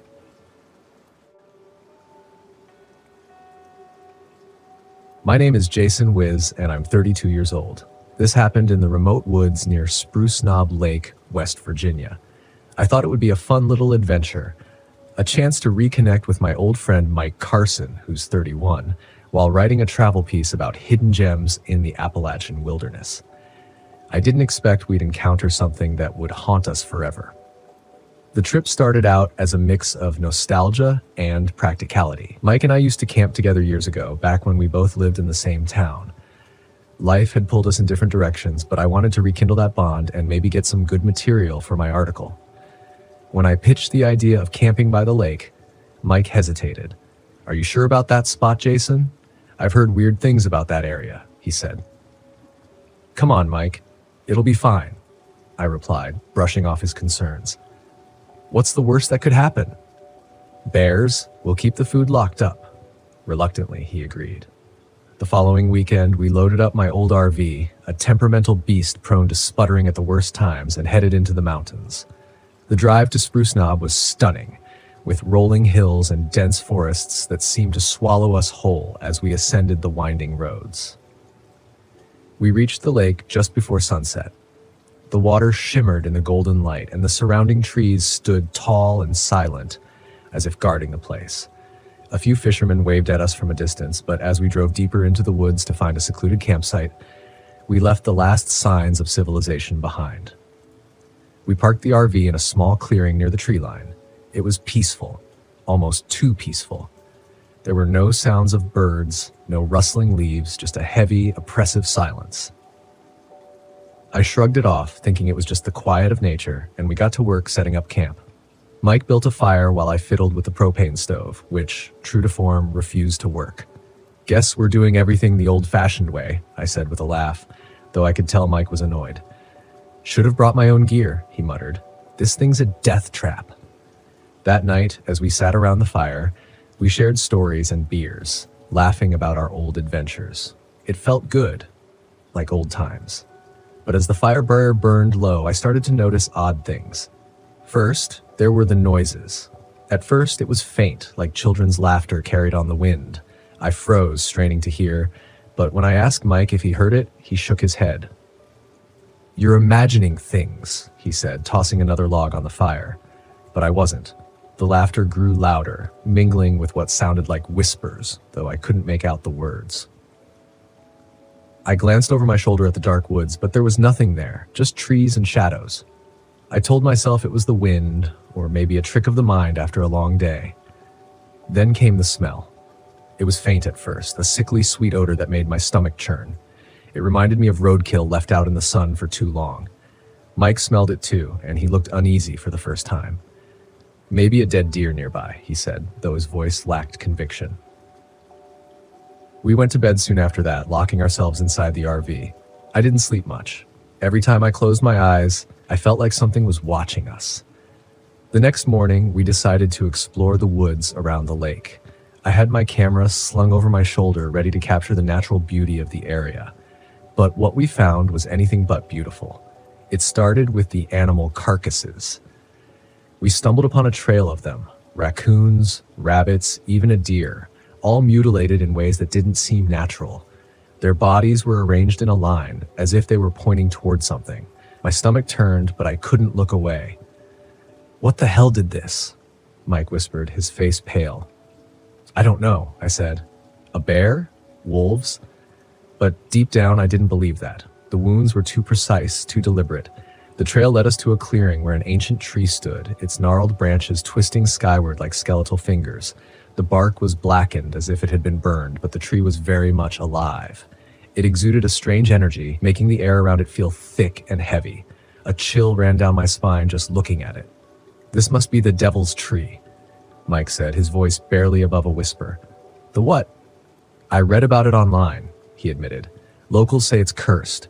Some witch was hanged here in the 1800s, and her spirit supposedly haunts it." "Great. You tell me this now?" I said, half joking, but I couldn't shake the feeling that we shouldn't be there. We didn't stay long. The whispers started again, louder this time, and they seemed to be coming from the tree itself. I snapped a few photos before we retreated back to the RV. Things escalated quickly after that. That night, the whispers returned, but they weren't outside anymore. They were inside the RV. I woke up to the sound of my father's voice calling my name, even though he'd been dead for years. "Jason, come here," the voice beckoned. It sounded so real, so warm, that for a moment I believed it.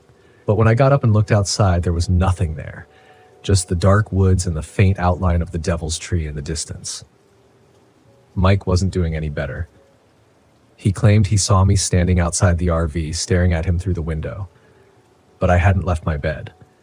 The next morning, we found claw marks on the RV's walls, deep, jagged scratches that hadn't been there before. Mike wanted to leave, but the engine wouldn't start. No matter what we tried, the RV refused to move.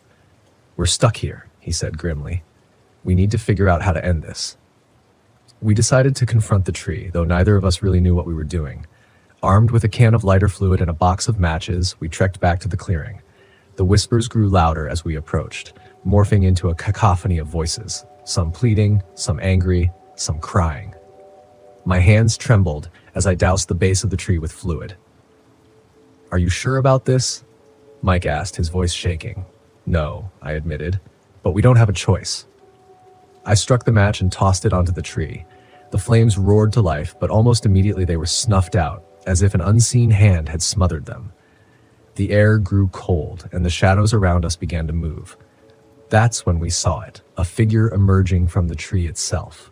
It was tall and gaunt, with hollow eyes and a mouth that stretched too wide. It didn't move toward us, but its presence was enough to paralyze me with fear. "You trespassed," it said, though its lips didn't move. "Blood for blood." Mike grabbed my arm, snapping me out of my trance. "Run!" he shouted. We bolted back toward the RV. The entity didn't follow us, but its voice echoed in our heads, growing fainter the farther we ran. Back at the RV, we found a knife and debated what to do. The entity wanted blood. Did it mean a sacrifice? I wasn't about to offer myself or Mike, but we had to do something. In a desperate act, I cut my palm and let the blood drip onto the ground outside the RV. I didn't know if it would work, but the whispers stopped almost immediately. The air grew warmer and the oppressive feeling lifted. A moment later, the RV roared to life on its own. Without wasting another second, we got in and drove away, leaving the devil's tree behind. I never wrote about that trip. Not the truth, anyway. The article I published was a generic piece about camping tips and scenic views, but the memory of what happened near Spruce Knob Lake still lingers. I don't know if the entity is gone for good, or if it's waiting for the next trespasser to stumble upon its cursed domain. All I know is I'm never going back.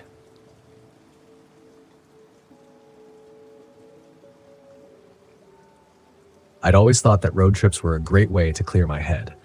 Growing up in Chicago, I'd gotten used to the bustling noise and constant movement, but sometimes I needed to escape the chaos and find a bit of peace. That's why I found myself driving through the remote backroads of West Virginia. My name is Byron Chadwick, and I was looking for a bit of solitude. I guess I found more than I'd bargained for. The trip had started out fine. I'd left Chicago at the crack of dawn with the goal of reaching a quaint little town called Harper's Ferry by sunset. The roads were winding, and my old Chevy's radio only picked up static, but the silence was welcome. I was deep into the countryside by noon, surrounded by thick forests and the occasional farm. The GPS on my phone had been working fine until I hit a particularly dense part of the forest. That's when the signal dropped. No big deal, I thought. I downloaded the map earlier, I could navigate without a problem, but then I took a wrong turn. And another. Before I knew it, I was completely off course. I wasn't too worried. These things happened. I just had to find my way back to the main road. As I drove deeper into the forest, the sun started to dip below the horizon, casting long shadows that made the scenery even more eerie. I decided to stop and ask for directions at the next house I saw. That's when I came across an old dilapidated farmhouse. It looked abandoned, but there was a light on inside. I pulled up the driveway and killed the engine. The place gave off an unsettling vibe, but I was out of options. I walked up to the door and knocked. No answer. I knocked again, louder this time. After a few moments, the door creaked open, revealing a middle-aged man with a gaunt face and unkempt hair.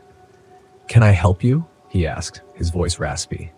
"Yeah, I'm lost," I replied. "Can you tell me how to get back to the main road?" He stared at me for a moment, then stepped aside. "Come in, I'll get you a map." I hesitated, but stepped inside. The house was dark and smelled musty, like it hadn't been lived in for a long time. The man disappeared into another room, leaving me alone in the dimly lit hallway. As I waited, I heard a faint noise coming from the basement. It sounded like a whimper. Curiosity got the better of me. I moved toward the sound, finding a door that led to the basement. I opened it slowly, the creaking hinges echoing in the quiet house. The smell hit me first.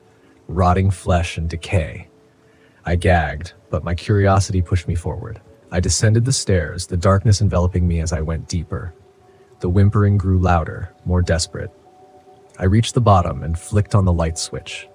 The sight that met me was like something out of a nightmare.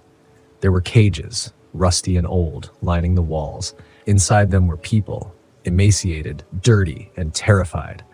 Some were unconscious, others were crying softly. My heart pounded in my chest. What the hell was going on here? Before I could react, I felt a heavy blow to the back of my head. I collapsed to the ground, my vision blurring. The last thing I saw before losing consciousness was the man standing over me, a sinister grin on his face. I woke up in one of the cages, my head throbbing. I tried to move, but my hands and feet were bound. Panic set in as I realized the gravity of my situation. I wasn't just lost anymore. I was a prisoner. Hours passed, or maybe it was days. Time seemed to blur together in that dark, stinking basement. The other captives were too weak to speak, their spirits broken. I knew I had to get out of there, but I needed a plan. One day, the man came down with his family, 2 men and a woman, all as twisted and deranged as he was. They carried knives and machetes, their intentions clear. They'd come to take one of us to do God knows what. I watched in horror as they dragged a young woman out of her cage, her screams piercing the silence. The door was left ajar, a small sliver of hope. I waited until they were distracted, then used all my strength to break free of my bindings. My wrists bled as I worked the rope loose. But I didn't care. I had to move fast. I slipped out of the cage and made my way to the door. The family was busy with their sick ritual, giving me just enough time to sneak past them. I ran up the stairs, my heart pounding, adrenaline fueling my every step. Once outside, I sprinted to my car, praying it would start. The engine roared to life, and I sped away, not daring to look back. I drove until I found a gas station, bursting through the door and begging the clerk to call the police. The authorities arrived quickly, and I led them back to the farmhouse. What they found there was enough to make seasoned officers turn pale. The basement was a scene of utter horror, but the captives were rescued and the family was arrested. I learned later that the farmhouse had been abandoned for years before that twisted family moved in. They had been preying on travelers, people who wouldn't be missed. I was lucky to escape with my life.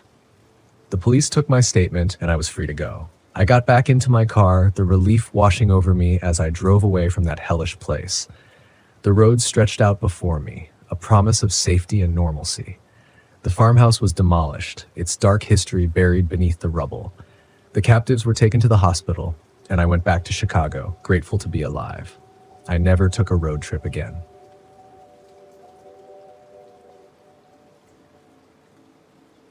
My name is Jose Walker, and back in 2016, I took my RV up to the Custer National Forest in Montana.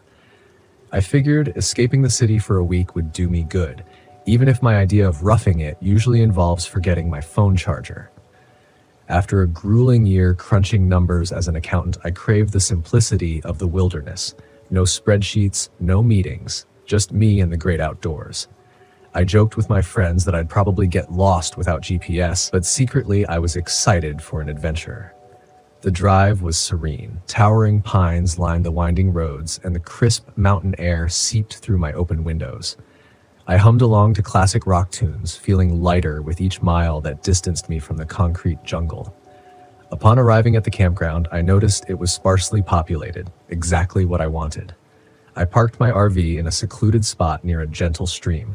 As I set up camp, an older man named Hank strolled over from a nearby site. "First time up here?" he asked, a friendly grin beneath his bushy mustache. "Is it that obvious?" I chuckled, wrestling with a tent pole that seemed determined to defy me. He laughed. "Need a hand?"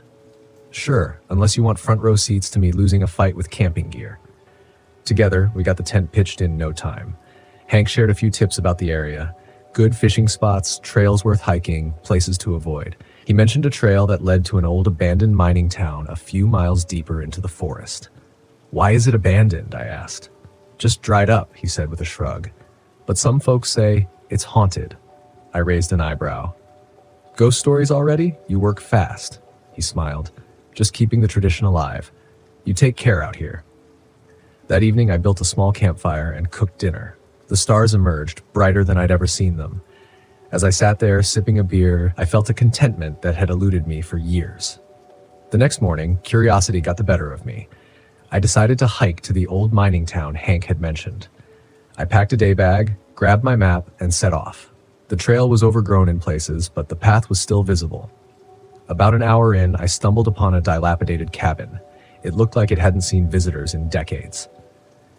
The door hung ajar, creaking softly in the breeze. I peered inside, just old furniture covered in dust and cobwebs. "Looks like the cleaning service skipped this one," I muttered. Continuing on, I noticed the forest grew denser. The canopy above thickened, filtering the sunlight into dappled patterns on the ground. The air felt cooler, and the sounds of wildlife seemed to fade. After another hour, I reached the remnants of the mining town. Weathered buildings leaned at precarious angles. Windows were shattered, roofs caved in. There was an eerie stillness to the place. I wandered through the main street, or what was left of it, taking in the ghostly atmosphere. As I approached what appeared to be an old general store, I spotted fresh footprints in the dirt. Maybe Hank wasn't kidding about ghosts, I joked to myself, though a prickle of unease ran up my neck. I followed the footprints around the back of the store and found a makeshift campsite. There was a small tent, a smoldering fire pit, and scattered belongings. It looked recently abandoned. "Hello?" I called out. "Anyone here?" No response. I glanced around. There was a notebook lying near the tent. Curiosity piqued. I picked it up.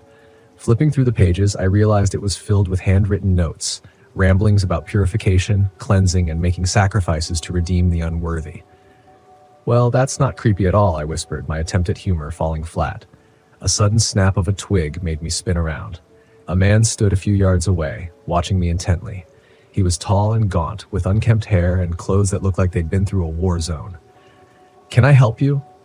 I asked, trying to keep my tone light. "You're trespassing," he replied, his voice flat. "Sorry, I didn't realize. I thought this was abandoned." He took a step closer. "It's not. Leave." "All right, no problem. I'll get out of your hair." I placed the notebook back where I found it and started to walk away. Something about the man's gaze unsettled me. As I retraced my steps out of the town, I felt his eyes boring into my back. The return hike seemed longer. Every rustle in the underbrush made me jump. I chided myself for being paranoid. Back at my campsite, I tried to shake off the encounter. I spent the afternoon fishing at the stream, catching nothing but enjoying the tranquility. By evening, I'd almost forgotten about the strange man. As darkness fell, I settled in by the fire with a book. The silence was comforting until it was broken by the distant sound of footsteps. I looked up, expecting to see Hank or another camper, but saw nothing. Probably an animal, I told myself. An hour later, I heard the footsteps again, closer this time. I stood up, shining my flashlight into the woods. The beam illuminated the trees but revealed nothing else. Hello, is someone there? Silence. Unease crept back in. Deciding it was best to turn in, I locked the RV door and settled into bed. Sleep came fitfully. A loud thud jolted me awake. I sat up, heart pounding. The clock read 2:17 a.m. Holding my breath, I listened intently. Another thud, this time accompanied by the sound of something scraping against the RV's exterior. I crept to the window and peeked out. In the dim moonlight, I saw a figure standing near the fire pit. It was the man from the mining town. He was holding something long and sharp, a machete. Okay, this is officially not funny, I whispered. He began circling the RV, dragging the machete along the metal side, creating a shrill, grating noise. My mind raced. I reached for my phone to call for help. No signal, of course. Should have invested in that satellite phone, I muttered. I remembered the flare gun stashed in the emergency kit. Grabbing it, I weighed my options. Firing it might scare him off or attract help. As I contemplated, a voice called out, "Come out. We need to talk." "Yeah, I bet we do," I said under my breath. He banged on the door. "You're contaminated. You need cleansing." "Fantastic. A lunatic. Leave now or I'll call the police," I shouted. He laughed, a hollow, chilling sound. "They can't help you out here." I loaded the flare gun, aimed it at the door, and waited. Suddenly, the window beside me shattered. I stumbled back as his arm reached through, swiping the machete wildly. Without thinking, I fired the flare gun. The flare struck his arm, igniting his sleeve. He screamed, pulling back and stumbling away from the RV. Seizing the moment, I grabbed my keys, dashed to the driver's seat, and started the engine. The RV roared to life. I slammed it into gear, knocking over camping chairs and supplies as I sped down the dirt road. In the side mirror, I saw the man standing in the middle of the road, flames flickering on his arm, watching me disappear into the night. My hands trembled on the wheel. I needed to get to safety. The nearest ranger station was miles away, but I didn't dare stop. After what felt like an eternity, I saw lights ahead, the ranger station. I reported what happened. They took our statements, looked through the torn-up clothes, and even brought in a few other rangers to comb through the area. One of them, an older guy, pulled me aside, mentioning that they'd been tracking rumors of people disappearing around those woods for years, but had never found enough evidence to act on it. He muttered about strange types that passed through Glacier, but when I asked if he'd ever heard of Rick, he just shook his head, looking uneasy. The woman I'd saved never gave me her name, just thanked me before hitching a ride out of town with another ranger. I can't blame her for wanting to put as much distance between herself and that place as possible. Later, I heard a few of the rangers talking about what they'd found when they checked the site we'd escaped from. More clothes, scattered bones. Not animal bones either. They were all arranged in strange patterns, like some twisted display. The older ranger looked at me and said it seemed like some kind of ritual, a grim collection of people who'd likely never be identified. He didn't say more, but I saw it in his face. Whatever they'd found, it was enough to disturb even a man who'd seen just about everything. I packed up my RV that night, left Glacier National Park, and never looked back. Whatever Rick was doing out there, whatever twisted purpose drove him, I wanted no part of it. He'd shown me exactly what he was capable of, and I had no doubt he'd keep going, with or without us. And as I crossed state lines, I kept seeing his face in my mind, that eerie calm, the way he talked about his subjects.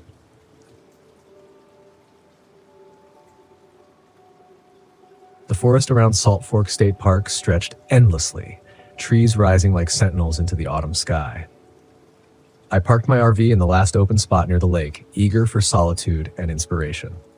My plan was simple: a week of hiking, photographing the changing leaves, and maybe rediscovering the piece of myself I'd lost over the past year. The first 2 days were peaceful. The trails were stunning, each turn revealing new bursts of color.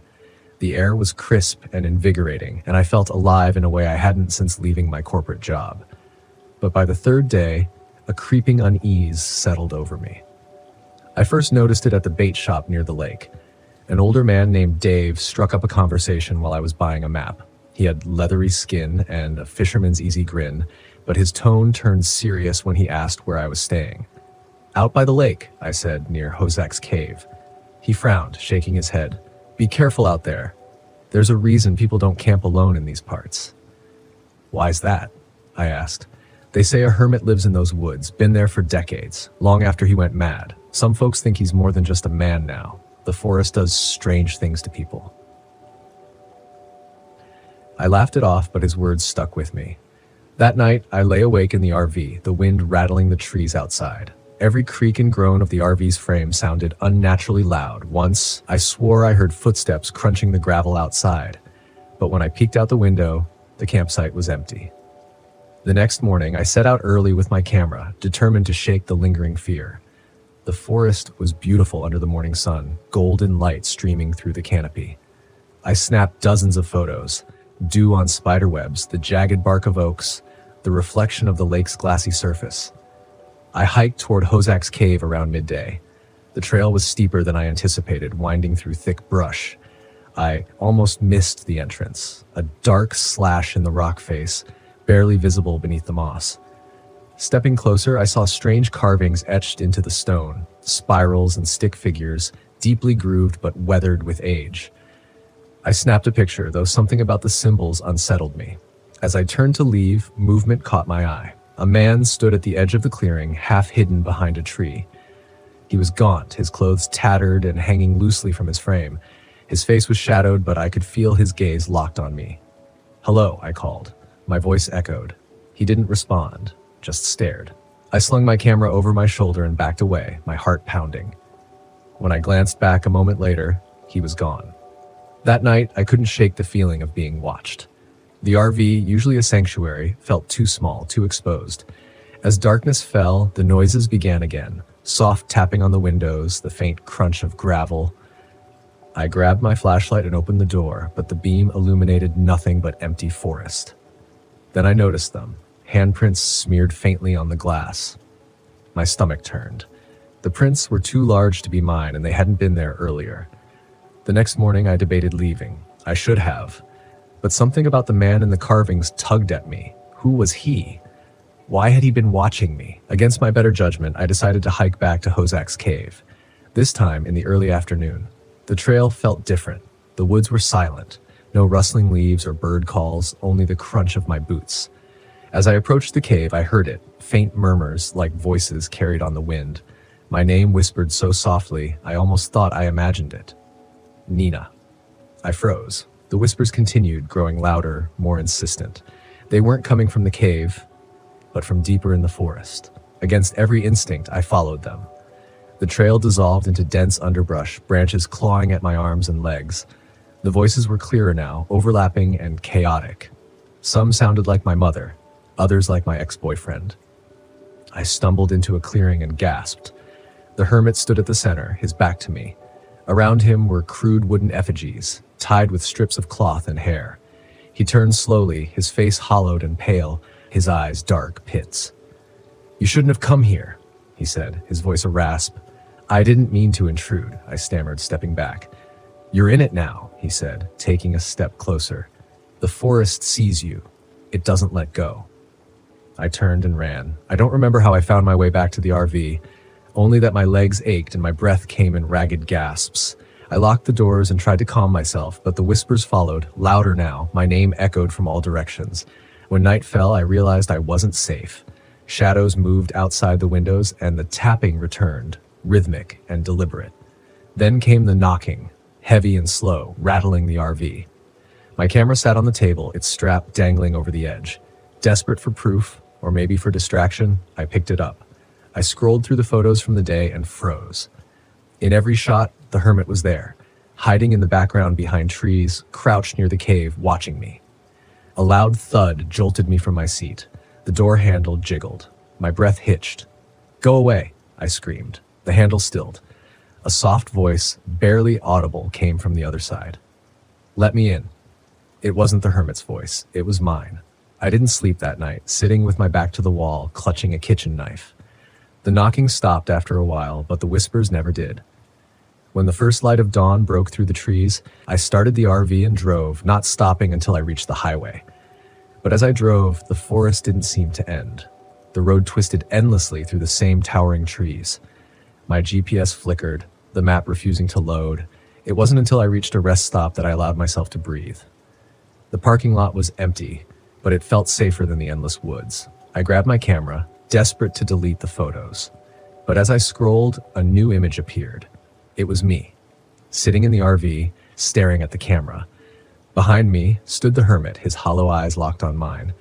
The last thing I remember is a tap on the window, followed by a whisper, "Nina." The screen went black, and so did everything else.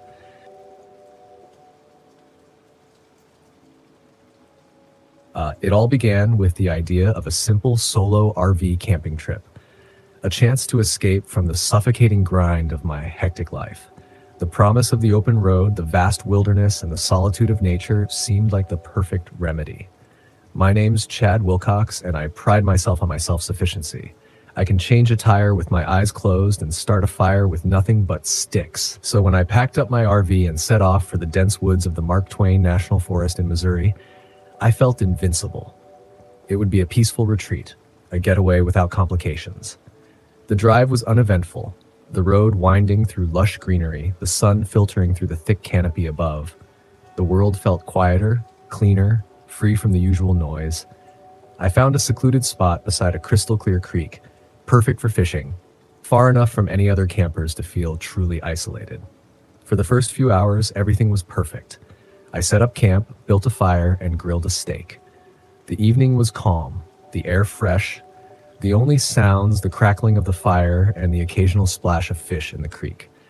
I cast my line into the cool water, hoping for a catch. I reeled in a couple of trout, big enough to eat, and prepared them for dinner. The silence of the forest was almost deafening in its tranquility, but as the sun dipped below the horizon, that peace shattered. The forest's once soothing symphony was replaced by an eerie silence, as if the very land itself was holding its breath. My instincts, trained by years in the wild, told me something was wrong. I stood still, trying to shake off the feeling, but the hairs on the back of my neck rose.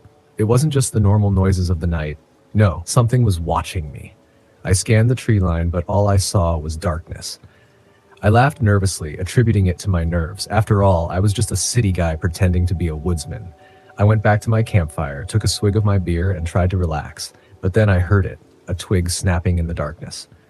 I froze, my body tensing. It was followed by another snap and then another, each one closer than the last. My breath caught. It wasn't an animal. It wasn't even the wind. These sounds were deliberate, calculated, footsteps. Gripping my flashlight, I shone the beam into the woods. The light cut through the dark, revealing nothing but shadows and the gnarled trunks of trees. My pulse quickened. I tried to shake off the dread gnawing at me, telling myself it was nothing. But deep down, I knew I wasn't alone. The next few hours passed without incident, but the unease never left. Finally, I decided to turn in. I extinguished the fire, double-checked the locks on the RV, and crawled into bed. The silence was overwhelming, and every little noise outside sounded like a threat. It didn't help that my dreams were dark and unsettling, filled with flashes of something watching me, something waiting. A loud bang ripped me from my restless slumber. My heart pounded in my chest, blood rushing in my ears. There was another bang, followed by a scraping sound against the side of the RV. My breath hitched. Something was outside. I grabbed my flashlight, my hunting knife, and crept toward the door, each step louder than the last in the dead of night. My mind raced, spinning possibilities. Bears, thieves, something far worse. I flung the door open, flashlight in hand, heart in my throat. What I saw almost made me collapse. A man stood by the front of my RV, tall and broad-shouldered. His clothes were torn, filthy, and his face was smeared with dirt and blood. In his hand, he gripped a crowbar, which he had apparently been using to try and pry open the door. His eyes, wild and unblinking, locked onto mine. "What the hell do you think you're doing?" I shouted, my voice shaking, but I tried to sound brave to command the situation. He didn't answer. He didn't even blink. He just stared, blood dripping from his hands, a twisted grin spreading across his face. "Not here to chat," he rasped, his voice guttural and unsettling. He lunged at me. I barely managed to dodge the crowbar as it swung toward my head, but I wasn't fast enough. My knife flashed out, slashing his arm, and he howled in pain. But he didn't retreat. He was impossibly strong, more powerful than any man had a right to be. We fought, the flashlight clattering to the ground, leaving us in near total darkness. His strength was overwhelming, but my desperation kept me going. We struggled, both of us bloodied, our grunts and growls punctuating the night. The fight was brutal, primal, savage. I managed to kick him off me and scrambled to my feet, grabbing the flashlight and shining it on his blood-soaked form. He didn't flinch. This wasn't just some deranged camper. This was something far worse. He charged at me again, but I darted back into the RV, slamming the door behind me. The man hammered against the walls, his breath ragged and animalistic. My mind raced as I grabbed my phone, dialing 911, my hands shaking uncontrollably. 911, what's your emergency? The operator's voice was calm, a stark contrast to the madness outside. There's a man trying to break into my RV, I gasped. He's attacking me. He's insane. Stay on the line, sir. Help is on the way, she assured me, but I could hear the man shouting incoherently, the sound of his fists pounding against the windows. Minutes felt like hours. The banging intensified, a frantic, maddened assault on my sanctuary. I stood in the corner of the RV, my knife raised, ready to defend myself. Then, like a dream, the noise stopped. Footsteps faded into the distance, running away. A moment of eerie silence. The distant wail of sirens brought me back to reality. The police arrived, their lights flashing through the trees. I didn't move until they were at the door. He went that way, I croaked, pointing in the direction the man had fled. The officers scoured the area, but the man was gone, vanished into the dark woods. They found blood, signs of a struggle, but no trace of the madman. They assured me they'd keep searching, but I needed to leave for my safety. I packed my things, my hands still trembling, and fled as the first light of dawn crept over the horizon. But the terror didn't fade. As I drove away, I couldn't shake the feeling of being watched. Every rustle in the bushes a potential threat. The hours passed in a blur, but my mind never stopped replaying that nightmare. Back home, I tried to return to normal. But every night, I lay awake, listening for those footsteps in the dark, waiting for the inevitable return of the man who wanted me dead. Weeks passed, and I thought I had put it behind me. Then one evening, I found a piece of paper tucked under the windshield wiper of my car. My heart sank as I unfolded it. Written in crimson ink, the words burned into my mind. "I'll be seeing you soon." My blood ran cold. It wasn't over. The man, the thing in the woods, was still out there. And I knew, deep down, he wasn't done with me. I fortified my home, installed security cameras, got a dog. But every night, as I lay in bed, I listened for those footsteps. The terrifying certainty that he would return, that I was never truly safe, haunted me. And so the uneasy peace continued with the memories of that night forever etched in my mind, a constant reminder that sometimes the darkness is alive and it's waiting.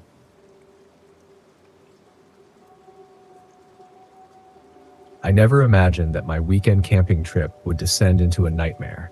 I'd sought solitude, the kind of peace only Oregon's dense forests could offer, away from the world's noise.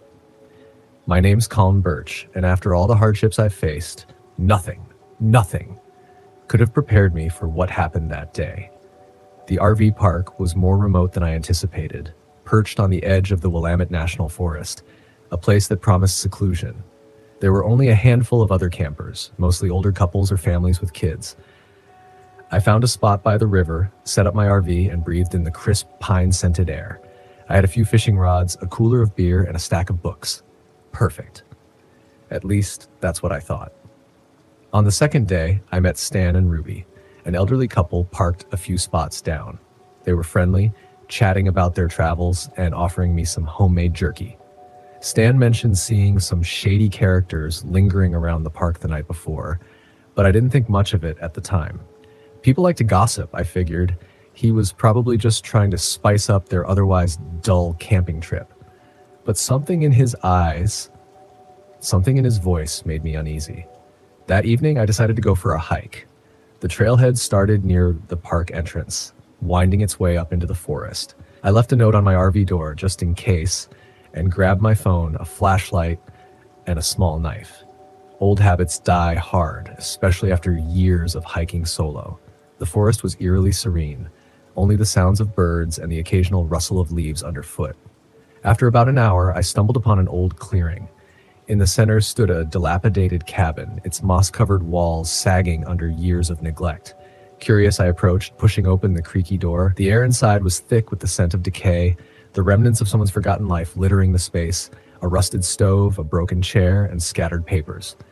As I turned to leave, I heard them, faint voices outside, low and urgent. I froze, heart pounding. I ducked behind the door, peering through a crack. 3 men stood in the clearing, talking in hushed tones. Their rough, unkempt appearances sent a chill down my spine. Dirty clothes, wild hair, an air of menace hanging over them. One of them, a tall, scraggly bearded man, unfolded a map and began pointing at various spots. Another man, stockier with a shaved head, kept glancing nervously around. The third man, the leader, was the one who made my blood run cold. A jagged scar ran down his cheek, and he held something in his hand, a gun. My heart hammered in my chest. I stayed still, praying they wouldn't see me, but my mind was already racing. What the hell were they planning? When they left, I waited for what felt like an eternity before cautiously making my way back to the RV park. My stomach twisted with dread. I had to warn Stan and Ruby and the others, everyone. But when I reached the park, my worst fears were realized. The RV door was wide open. "Stan? Ruby?" I called, my voice trembling. There was no answer. I rushed inside. The place was a mess. Drawers pulled out, belongings tossed carelessly around. Panic clawed at my throat. What had happened? My mind raced with horrifying possibilities. Had they been taken? I sprinted to the park office, hoping to find the manager. But the office was empty. The entire place was silent, like a graveyard. An unsettling dread gnawed at my insides. I checked the other campsites, but most of the other campers were either out hiking or had already left. I grabbed my phone and dialed 911. No signal. Of course, my hands shook as I realized how isolated we were, how vulnerable we all were. I ran back to my RV, grabbed my hunting rifle, and headed towards the woods where I'd seen the men. If they were hiding out there, I had to find them. I wouldn't let them hurt anyone else. The forest felt suffocating as I moved through it, every snap of a twig making my nerves scream. After what seemed like hours, I found it. A hidden camp camouflaged in the dense thicket. The men were there, sitting around a small fire. Their voices carried through the still night air, low and conspiratorial. The scarred leader spoke in a gravelly whisper, outlining their plans. A heist at a nearby town. They were waiting for some kind of signal. My heart pounded as I realized how close I was to stopping something terrible. But I couldn't do it alone. I needed help. But as I turned to leave, disaster struck. I stepped on a dry branch. The loud crack echoed through the forest, and in an instant, the men were on their feet, weapons drawn. "Who's there?" the stocky man shouted, his voice thick with menace. My breath caught in my throat. I bolted, adrenaline surging, my legs screaming in pain as I tore through the underbrush. Shots rang out. Crack! Crack! And one of them found its mark. A sharp pain shot through my leg, but I didn't stop. I couldn't. I burst into the clearing near the RV park, my legs pumping despite the burning agony in my leg. In the distance, headlights. I waved frantically, my voice hoarse as I shouted, "Help! They're coming!" The vehicle screeched to a halt, and a man jumped out. Another camper, someone I hadn't seen before. "They're coming!" I screamed again, pointing toward the woods, my words spilling out in a desperate rush. He didn't hesitate. The man took one look at my bleeding leg, nodded grimly, and helped me into his truck. We sped off, the men's shouts fading behind us. He introduced himself as EMT, a recent arrival to the park. He had a satellite phone, and we quickly called the police. They told us to stay put and wait. We made it to a nearby gas station where he helped me clean and bandage my leg. The police arrived not long after, and the rest of the night was a blur of questions and waiting. Eventually, they found Stan and Ruby, tied up but unharmed, locked in the back of their RV. They had been lucky. The police managed to track down the men the next morning. They arrested them before they could carry out their heist. It turns out those men were part of a notorious gang, targeting isolated RV parks and small towns across the state. The scarred leader? A wanted criminal with a rap sheet that spanned multiple states. As for me, I was just relieved it was over. The wound in my leg healed, but the memories of that night, that horror, will stay with me forever. I still go camping, but now I'm more cautious. I never imagined a simple trip into the forest would turn into a real-life nightmare. But it taught me one thing: always be prepared for the unexpected. Because in the woods, you're never truly alone.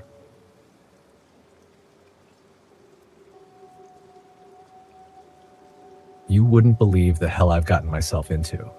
My name's Bart Shell, and I'm about to tell you how what was supposed to be a peaceful getaway turned into a nightmare I never saw coming. It all started when I decided to head out to the Ozarks for some much-needed downtime. Work had been relentless, and the thought of some solitude in nature felt like the only way to clear my head. I packed up my RV with the essentials: food, water, some beers, and my trusty fishing gear, and set off before the sun had fully risen. The drive was peaceful, the kind of serenity I needed. I reached the secluded campsite by noon, an isolated spot by a crystal-clear lake surrounded by dense woods. The silence was perfect. I set up camp, got a fire going, and spent the afternoon fishing. The fish weren't biting, but I didn't mind. The tranquility of the place was enough to make me forget about everything else. As the sun dipped behind the trees, I cooked a simple dinner, cracked open a beer, and sat by the fire. The serenity was almost hypnotic. That's when I heard it, rustling in the bushes. I figured it was a deer or maybe a raccoon. No big deal. But then came something else. Voices. Low, hushed whispers.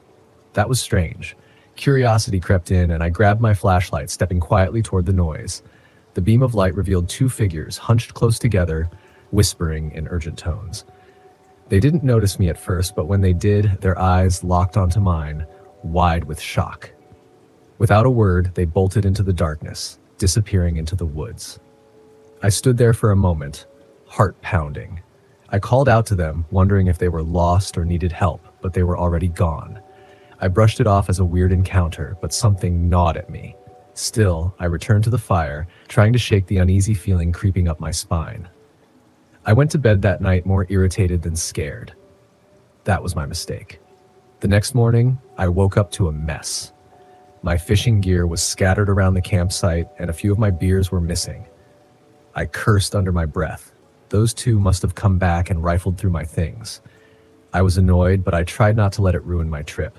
I decided to clear my head with a hike around the lake. The woods were thick, and with every step, I felt like I was being watched. Every rustle of leaves, every snap of a twig sent shivers down my spine. After a while, I stumbled upon a small, run-down cabin, hidden in the trees. It looked abandoned, but something about it felt off. The door was slightly ajar, creaking as I pushed it open. The inside was dark, suffocatingly so, with old, dust-covered furniture strewn about. But what grabbed my attention were the fresh footprints on the floor, leading to the back room. My heart hammered in my chest as I followed them. What I found in that room made my blood run cold. Bloodstains covered the floor and walls, and drag marks led to a trapdoor in the corner. My stomach churned. I couldn't breathe. Every instinct screamed at me to leave, but my feet felt glued to the floor. I finally forced myself to turn and run, but then I heard the voices again. Louder this time. Frantic. I hid behind a tree and watched the two figures from the night before. They were agitated now, talking in hurried whispers about someone named Jake. They said he was supposed to be there by now. I knew I'd seen too much. I needed to get out of there. I rushed back to my RV, throwing my gear together. My pulse raced as I moved quickly, trying to pack up before anything else happened, but then I heard footsteps. My heart stopped. I grabbed the only weapon I had, a hefty fishing knife, and waited. The men emerged from the woods, their faces twisted in malice. The taller one had wild eyes and a scruffy beard. The other was shorter, stocky, and exuded menace. "What do you want?" I shouted, brandishing the knife, my hands trembling. The tall one smirked, stepping closer. "Just here to chat, buddy. You've seen things you shouldn't have." "I don't know what you're talking about," I stammered, trying to mask my panic. The shorter one pulled out a gun, pointing it directly at me. "Don't play dumb. We know you were at the cabin. We need to know who else you told." "I didn't tell anyone," I pleaded, my mind racing. "I was just hiking. I won't say anything, I swear." The tall one laughed darkly. "That's what they all say." Before I could react, he lunged at me, but I slashed with the knife, catching his arm. He yelped, but the shorter man was fast, swinging the butt of his gun into my head. My world spun, and I hit the ground hard, the knife slipping from my grasp. They dragged me into the woods, my vision blurring. When I came to, I was tied to a tree, my head throbbing. The two men stood in front of me, arguing in low, frantic voices. I could make out bits and pieces of their conversation, something about a deal gone wrong, about needing to take care of me. Desperation gave me strength. I managed to slip one hand free, and the tall man noticed too late. I grabbed a rock and slammed it into his knee. He howled in pain, collapsing to the ground. The shorter man whipped his gun around, but I was already moving. I tackled him, the gun going off with a deafening bang. We struggled on the ground. His strength was overwhelming, but I was fueled by sheer terror. I grabbed the knife from his belt and drove it into his side. His eyes widened in shock, and then he went limp. Bloodied and bruised, I staggered to my feet, Kurt, the tall man, still writhing on the ground. I grabbed his gun and pointed it at him, my hands shaking. "Who are you?" I demanded. Just following orders," he gasped. "Please, don't kill me." "Why were you at the cabin?" I pressed. "What were you doing there?" He hesitated, then broke. "We're part of a drug ring. The cabin's a drop point. Someone double-crossed us, and now we're cleaning up the mess. You're just some unlucky bastard who saw too much." I called the cops, keeping the gun trained on him until they arrived. The police searched the cabin, finding more bodies and evidence of their crimes. The two men were arrested, and I was left in the aftermath, my RV now a crime scene. I couldn't stop shaking. What was supposed to be a peaceful trip had turned into a brutal, bloody nightmare. The authorities told me I'd be safe, but deep down, I knew better. This kind of mess doesn't just go away. In the end, I packed up and left the Ozarks, that vowing never to return. The memory of that trip haunts me, and every time I see an RV, I'm reminded of the blood, the fear, the randomness of it all. Maybe one day I'll find peace, but for now, I just take it one day at a time.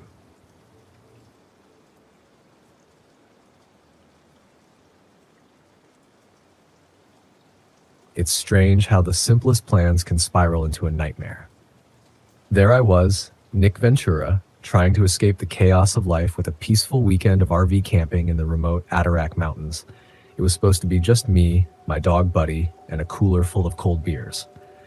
After a messy breakup, I needed solitude, a retreat from everything to clear my mind. But that day, that place, would become a living nightmare. I arrived at the campsite around midday, a remote stretch of wilderness untouched by the world. The tall pines whispered in the breeze, and the lake shimmered under the late afternoon sun, as if inviting me to relax. Setting up camp was easy. The RV parked, a chair beside the fire pit, and Buddy running free, his joy contagious.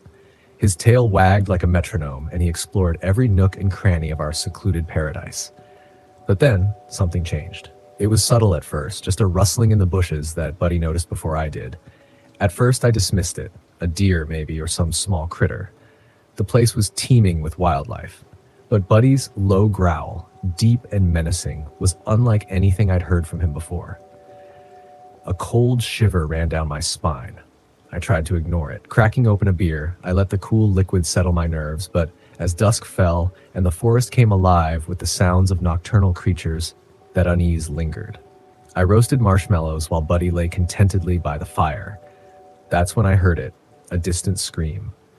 Not an animal's cry, but the unmistakable scream of a human. I froze. My pulse quickened. It came again, closer. My breath caught in my throat.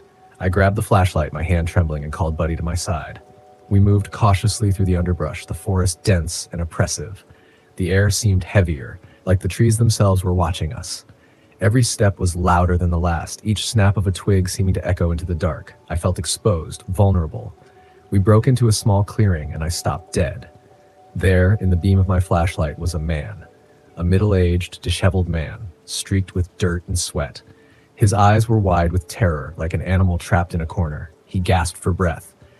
"Help! Help me!" His voice cracked. "Who's after you?" I asked, my voice steady, though my insides churned with fear. "Men, bad men, they killed my friends." His words tumbled out in frantic gasps. "We were camping, they tied us up, took everything, then, one by one, they killed us like animals." He collapsed to his knees, his terror raw and palpable. I felt a cold knot in my stomach. Whoever these men were, they weren't just criminals, they were monsters. "We need to get back to the RV," I said, pulling him to his feet, supporting his trembling body as we hurried back through the forest. The darkness seemed to press in around us, closing tighter with each step. Inside the RV, I locked the door and handed him water. His hands shook as he drank, his face pale. "My name's Nick. What's yours?" Jeremy Cole." His voice was shaky, but he took a deep breath, gathering himself. "They're coming for me. They'll find me. You don't understand." "Jeremy, we need to get out of here. Get back to the main road, call the police." "There's no time," he whispered. "They'll be after me." I didn't need convincing. I packed up the essentials, grabbed Buddy, and we hit the road. The RV's tires crunched over gravel as we navigated the narrow forest road, but every shadow seemed to hold a threat. Every bump in the road sent my heart racing. I glanced at Jeremy, his eyes wild, darting nervously over his shoulder. Buddy's ears were perked, his senses heightened. The drive back to the main road felt like an eternity. Every creak and groan of the RV added to the tension, the air thick with anticipation. And then, finally, we saw the glow of the highway lights in the distance. Relief washed over me, but I couldn't shake the feeling that we weren't safe. Not yet. I pulled onto the paved road, picking up speed, and Jeremy relaxed a little, slumping into the seat. "Thank you. I thought I was dead for sure. Let's just get to town, call the cops, and get this over with," I said, my voice tense. We reached a small town about 20 minutes later. I pulled into a gas station, and Jeremy rushed to the payphone. I kept my eyes peeled from the RV, scanning for anything out of the ordinary. When he returned, his face was a little less strained.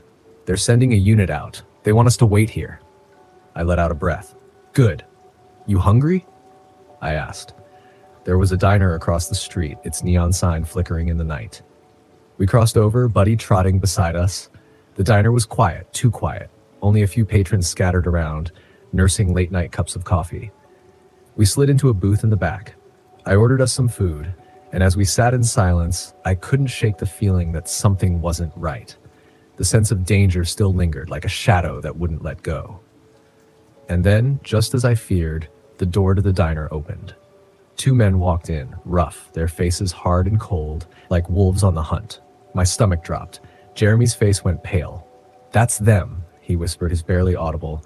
My heart pounded in my chest. They had found us. I had to think fast. My mind raced for a plan, something, anything. "Stay calm," I whispered to Jeremy, reaching for my phone, but there was still no signal. I had to do something. I stood up casually, heading toward the restroom. As I passed the waitress, I leaned in. "Can you call the police?" "We're in trouble," I said softly. Her eyes widened, but she nodded and hurried toward the back. I continued toward the restroom, glancing back to see Jeremy slipping out of the booth, heading toward the door with Buddy. The men were closing in. I had to buy him time. As they approached, I blocked their path. "Can I help you fellas?" I asked, trying to sound casual. One of them sneered and shoved me aside. I stumbled, but it was enough. Jeremy was already out the door. I didn't wait. I grabbed a heavy ceramic mug from the nearest table and smashed it over one of their heads. He crumpled to the floor, unconscious. The other one turned, fury in his eyes. I didn't hesitate. I bolted for the door, heart pounding, legs burning as I sprinted across the parking lot to the RV. Buddy was inside and Jeremy was already in the driver's seat. I jumped in, started the engine, and peeled out of there just as the second man burst through the diner doors. We raced down the highway, my pulse hammering in my ears. The small town disappeared behind us, and we didn't stop until we reached the next county. I found another gas station with a working phone and called the police once more. This time, They sent a patrol car immediately. As we waited, Jeremy and I tried to process what had happened. What were those men after? Why had they come after him? After us? When the police arrived, we told them everything, every detail. They assured us they would investigate, but something gnawed at me. The police took our statements and offered to drive us to a nearby motel. I glanced at Jeremy. What now? Lay low for a while, he said. Maybe head back home to Vermont. This whole trip, it's been a disaster. Yeah, I agreed, but at least you're alive. He nodded, staring out the window, and for the first time I felt a bitter twinge of relief. We checked into our rooms and I collapsed onto the bed, exhausted. Buddy curled up next to me and I let out a long, ragged sigh. It was over, or so I thought. As I drifted into an uneasy sleep, one thought lingered in my mind. What were those men really after? Whatever it was, I hoped it was over. But something told me that this nightmare wasn't finished yet.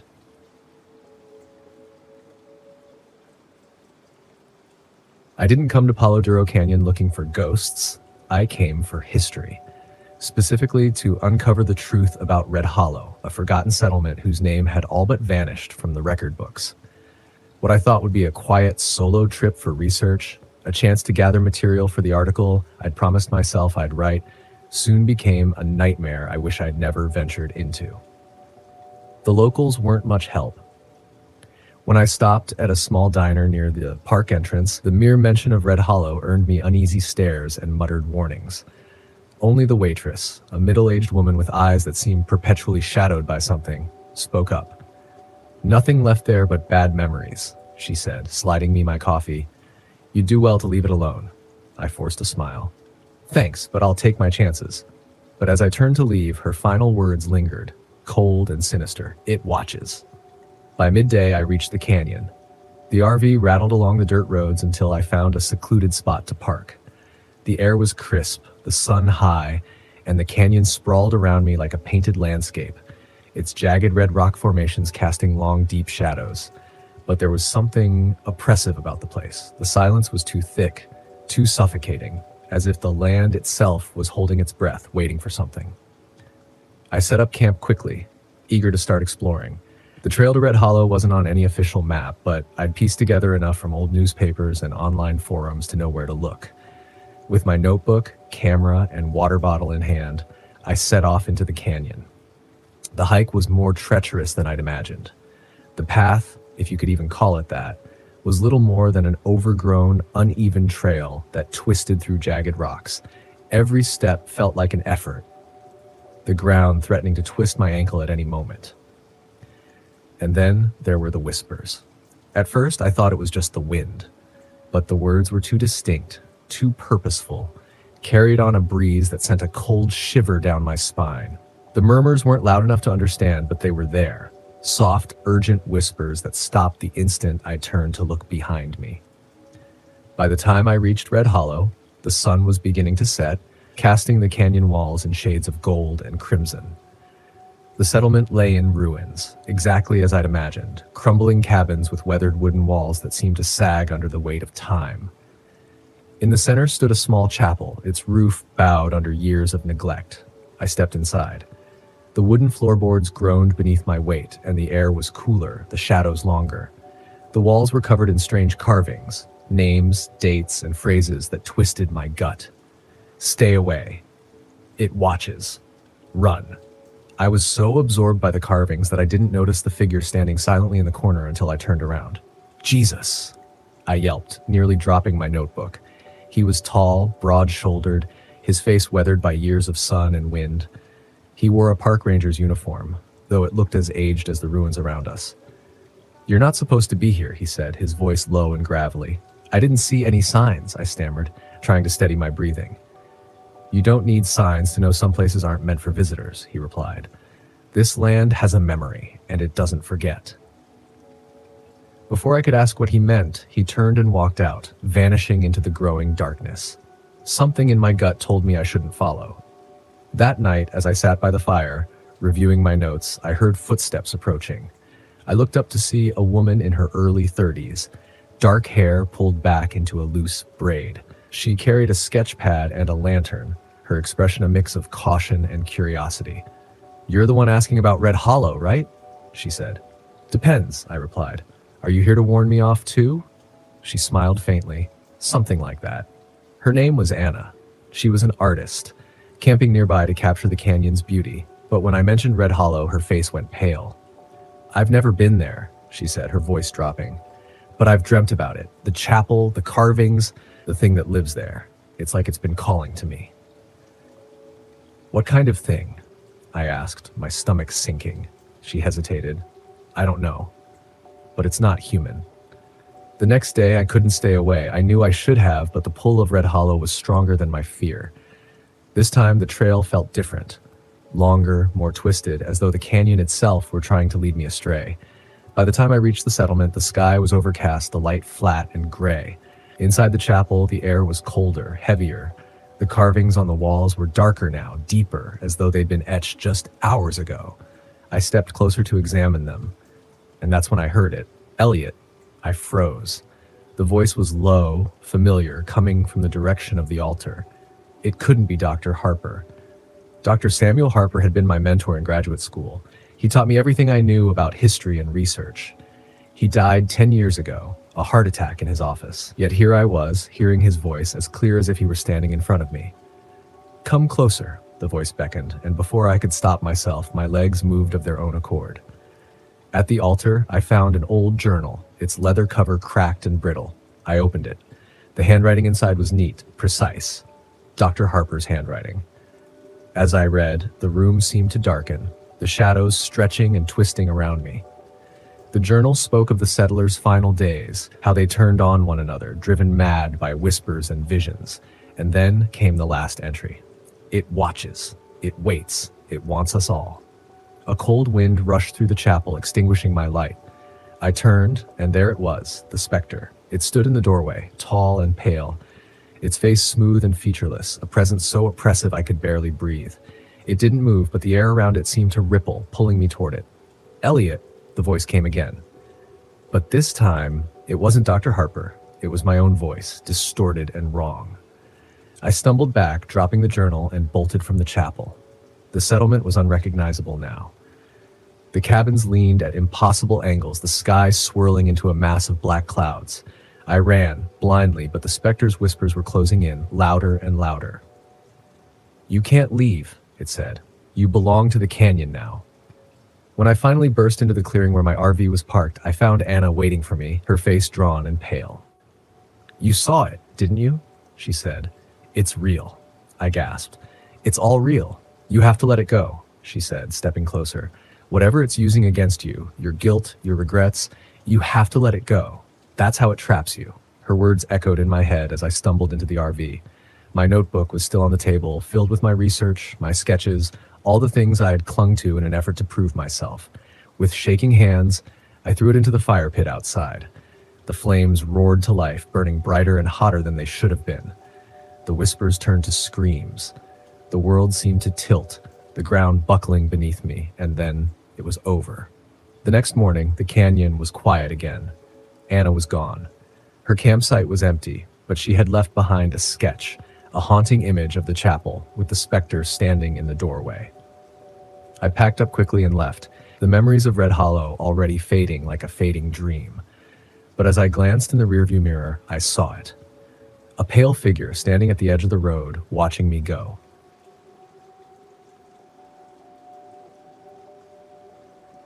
Ever wonder why a guy like me, a man broken by the weight of things too horrible to say, would choose to camp alone in the backwoods of Montana? Yeah, I didn't either. But there I was, parked in the middle of nowhere, trying to outrun the ashes of my life. No job, no future, no one left to tear me apart but myself, and an old RV that wheezed like a dying animal every time I dared to start it. Trent Milner. Not that it matters. You won't find anything about me online. Just another ghost fading quietly into the background. But what happened to me that night? That's the story. The woods were suffocating. An endless stretch of trees and shadows where the air felt thick with something ancient, something that wasn't quite right. The silence was crushing, alive in a way that made my skin crawl. I thought the solitude would be a balm for my soul, but that was a lie. Solitude, it turns out, is just a breeding ground for madness. I set up camp, cracked open a beer, and tried to swallow my misery with the bitter cold taste of it. For a heartbeat, I thought I might find peace. And then the stench hit. It was sharp, metallic, wrong. At first, I blamed the RV's plumbing. It had that old, rusted smell like a forgotten grave. But it didn't fade. It grew, creeping through the air like something alive, something hungry. I couldn't ignore it anymore. I grabbed my flashlight, my hands shaking, and stumbled into the woods. Each step felt heavier, the underbrush clawing at my boots as if the forest itself was trying to hold me back. But I couldn't turn around. Not yet. The smell pulled me deeper until it led me to the horror I wasn't ready for. A body, or what was left of one. Shredded flesh, broken bones. Blood, so much it pooled beneath a heap of leaves, turning the earth black. My stomach heaved, and I felt the world slip away, but I couldn't look away. This wasn't human. It couldn't be. And then, from the shadows, came the sound. A rustling, like something dragging its bones across the earth. I froze. My flashlight flickered, its beam jerking wildly as my heart pounded in my chest. And then I saw him. A man, or something that looked like a man, stepped into the light, his massive frame towering over me. His face was weathered, carved by years of torment. His eyes, though, they were hollow, empty, as though they'd witnessed things that should never be seen. In his hand, he held a long, jagged knife, its edge gleaming sickly in the dim light. Lost? His voice was a low, gravelly growl that sent a chill down my spine. I swallowed, my throat tight. Just camping nearby, I lied, my voice trembling, barely above a whisper. Thought I'd take a walk. He stepped closer, his breath sour with decay. You shouldn't be here. Before I could react, he lunged, the blade slicing through the air, missing me by inches. My body moved before my mind could catch up. I ran like I was being hunted, because I was. The branches tore at my skin, the earth seemed to rise up against me, but I didn't stop. I couldn't. I burst into the clearing and dove into the RV, slamming the door behind me. I locked it. My breath came in short gasps, my pulse drumming in my ears. Silence followed, thick and suffocating. But then, the handle rattled. I froze. Clutching the kitchen knife I'd grabbed in a blind panic, I waited. My heart felt like it might burst from my chest. The rattling stopped. Footsteps retreated into the night. But I knew it wasn't over. I didn't sleep. Not that night. Not ever again. At dawn, I left. I drove straight to the nearest town, a dying place where people didn't ask questions. The diner smelled like stale coffee and desperation. Maggie, the waitress, eyed me with suspicion at first, but I saw the flicker of recognition when I tipped her well. Her eyes sharpened. "You're not the first to ask about the woods," she said, leaning in. Her voice dropped to a whisper. "People go missing out there. The sheriff says it's just folks getting lost, but we know better." I took a breath. "Ever heard of a tall guy with a knife?"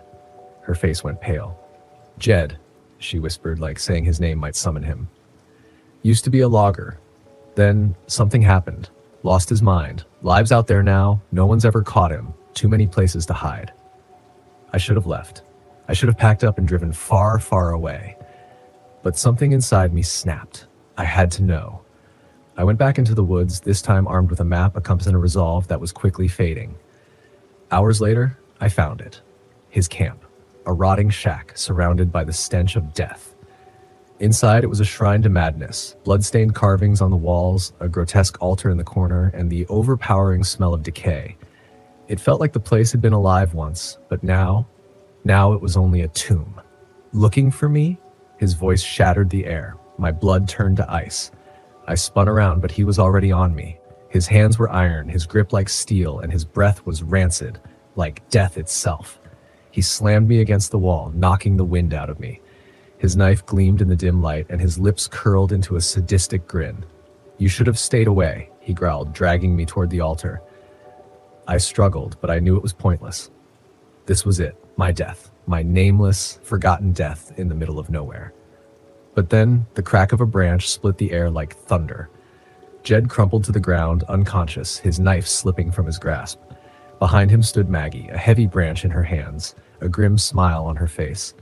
"Figured you'd do something stupid," she said, her voice almost affectionate. We tied him up and called the sheriff. This time, there was no escape.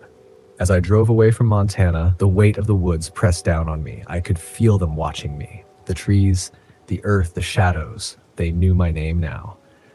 And sometimes in the dead of night, when the silence stretches too long, I swear I can still smell the blood.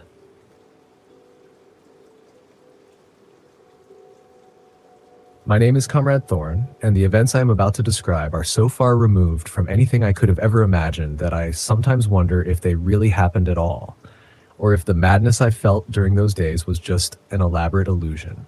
It all began in the fall of 2011, a time when my life was as ordinary as it could be. A tech guy, working in Seattle, fixing computers, setting up networks, and maintaining a steady routine. I lived alone in a small apartment, spent my weekends hiking the nearby forests to clear my mind, and kept a few close friends. My life wasn't thrilling, but it was safe. Then came Elliot, always the restless one, with a charisma that could make anyone follow him anywhere. We'd known each other since college. When he called me one Friday morning, urging me to join him for a weekend at his family's old cabin near Mount Rainier, I didn't hesitate. He promised a couple of days away from the grind, a little fishing, maybe some beers by the fire. The idea sounded harmless enough, a simple escape. The drive was long, 2 hours of empty road, but filled with banter. Elliot's tales from his paramedic days, mixing dark humor with absurdity, made me laugh until my ribs ached. But the farther we went from civilization, the quieter it became. Eventually, we turned off the main road and onto a narrow, winding dirt path. The trees closed in around us, the sky swallowed whole by a canopy of dark leaves. The cabin was old, built by Elliot's grandfather long ago, far from modern luxuries. No electricity, no plumbing, just the sharp scent of wood and earth. It sat on a small hill overlooking a pristine lake. Quiet, solitary, perfect. We unpacked, cracked open a couple of beers, and after a bit of settling in, decided to explore the surrounding woods before nightfall. The first day passed without incident. We hiked, fished, and drank our fill. The woods whispered with the sounds of crickets and distant owls, the fire crackling as we laughed at old stories. The world felt untouched, like we were the last two people alive in some forgotten corner of the earth. But it was the second day that changed everything. Elliot had mentioned a mine he'd stumbled upon years ago, a relic of some bygone era, and he insisted on showing me. Against my better judgment, I agreed. We packed sandwiches and set off. The air was crisp, sharp with the scent of pine and earth, and the hike was more taxing than I had anticipated, but the forest was breathtaking, majestic even. When we reached the mine, I immediately felt a shift in the air. The entrance was a gaping hole in the hillside, swallowed by overgrowth. The darkness inside seemed to pulse, a deep, unnatural void that I couldn't ignore. But Elliot, ever the adventurer, was already moving toward it, eager to explore. I hesitated. Something in my gut twisted with unease, but I followed him in. The tunnel was narrow, claustrophobic. The air was damp and thick, carrying a smell of old iron and rust. Our flashlights cut through the darkness, but it was impossible to see very far ahead. The sound of our footsteps was muffled, and the silence oppressive. We walked for what felt like an eternity, until the tunnel opened up into a vast cavern. The walls gleamed with moisture, as if the very rock itself was sweating. In the center of the cavern lay a rusted minecart, its metal twisted with age. Elliot immediately rushed to examine it, but I couldn't shake the feeling that we were no longer alone. My flashlight swept the cavern, and that's when I saw it. Half buried under a pile of rubble, a human skeleton. My heart slammed into my chest. I froze. The bones were old, decades maybe, but they were unmistakably human, covered in grime, their fragile structure resting beneath the jagged rocks like some forgotten relic. Elliot, I called, my voice thick, shaking with a primal fear I couldn't explain. He came over, his face going pale as he saw what I was looking at. "Holy crap," he muttered under his breath. "What the hell happened here?" I shrugged, my mind already spinning with possibilities. "Maybe a cave-in. This place is ancient. We should get out of here." But before we could turn back, we heard it, a rustling sound, faint at first, but unmistakable. It wasn't the wind. It wasn't the sound of rocks shifting. It was something. Alive. The noise grew louder, closer. We exchanged looks, and I could see the fear in Elliot's eyes. Real fear. The kind that only comes when you know you're not alone. "We need to go," I said, my voice tight with panic. We turned, but the sound followed us, something moving, something large, its movements deliberate. We hurried back toward the entrance, the beam from my flashlight trembling with each step. Then Elliot tripped. His flashlight tumbled from his grasp and clattered against the stone floor. As I reached to help him up, I saw it. At the far end of the cavern, standing just beyond the reach of our flashlights, was a figure. Tall, hunched, its limbs unnaturally long. The head, too big for its body, was turned toward us, eyes glowing like burning embers in the darkness. I didn't wait to see more. I grabbed Elliot's arm, and we bolted. The thing's footsteps echoed behind us, getting louder, closer. We ran, gasping for breath, the tunnel twisting around us like some dark, suffocating maze. Finally, we reached the entrance, bursting out into the daylight, but we didn't stop. We didn't even slow down. We ran all the way back to the cabin, hearts pounding, breath coming in ragged gasps. We locked the doors, bolted the windows, and sat in silence, not daring to speak. "What the hell was that?" Elliot finally whispered, his voice cracked, shaking. I didn't know how to answer him. I didn't even want to think about it. "We need to leave," I said, my voice hollow. We grabbed our things in a frantic rush, my hands trembling as I fumbled with my gear. The Jeep never seemed so far away, the forest so suffocating. As we sped down the narrow road, I kept glancing over my shoulder, half expecting to see that thing chasing us. But the road remained empty. The forest, silent. We didn't stop until we were back in Seattle. We went straight to the police, telling them everything. They listened. They were patient, but I could see the skepticism in their eyes. Who would believe such a story? Days later, we got a call. The police had sent a team to the mine, but there was no trace of the skeleton, no sign of the creature we had described. The cavern was empty, the tunnel undisturbed. It was as if we had imagined the whole thing. But we hadn't. Elliot and I tried to go on with our lives, but neither of us was the same.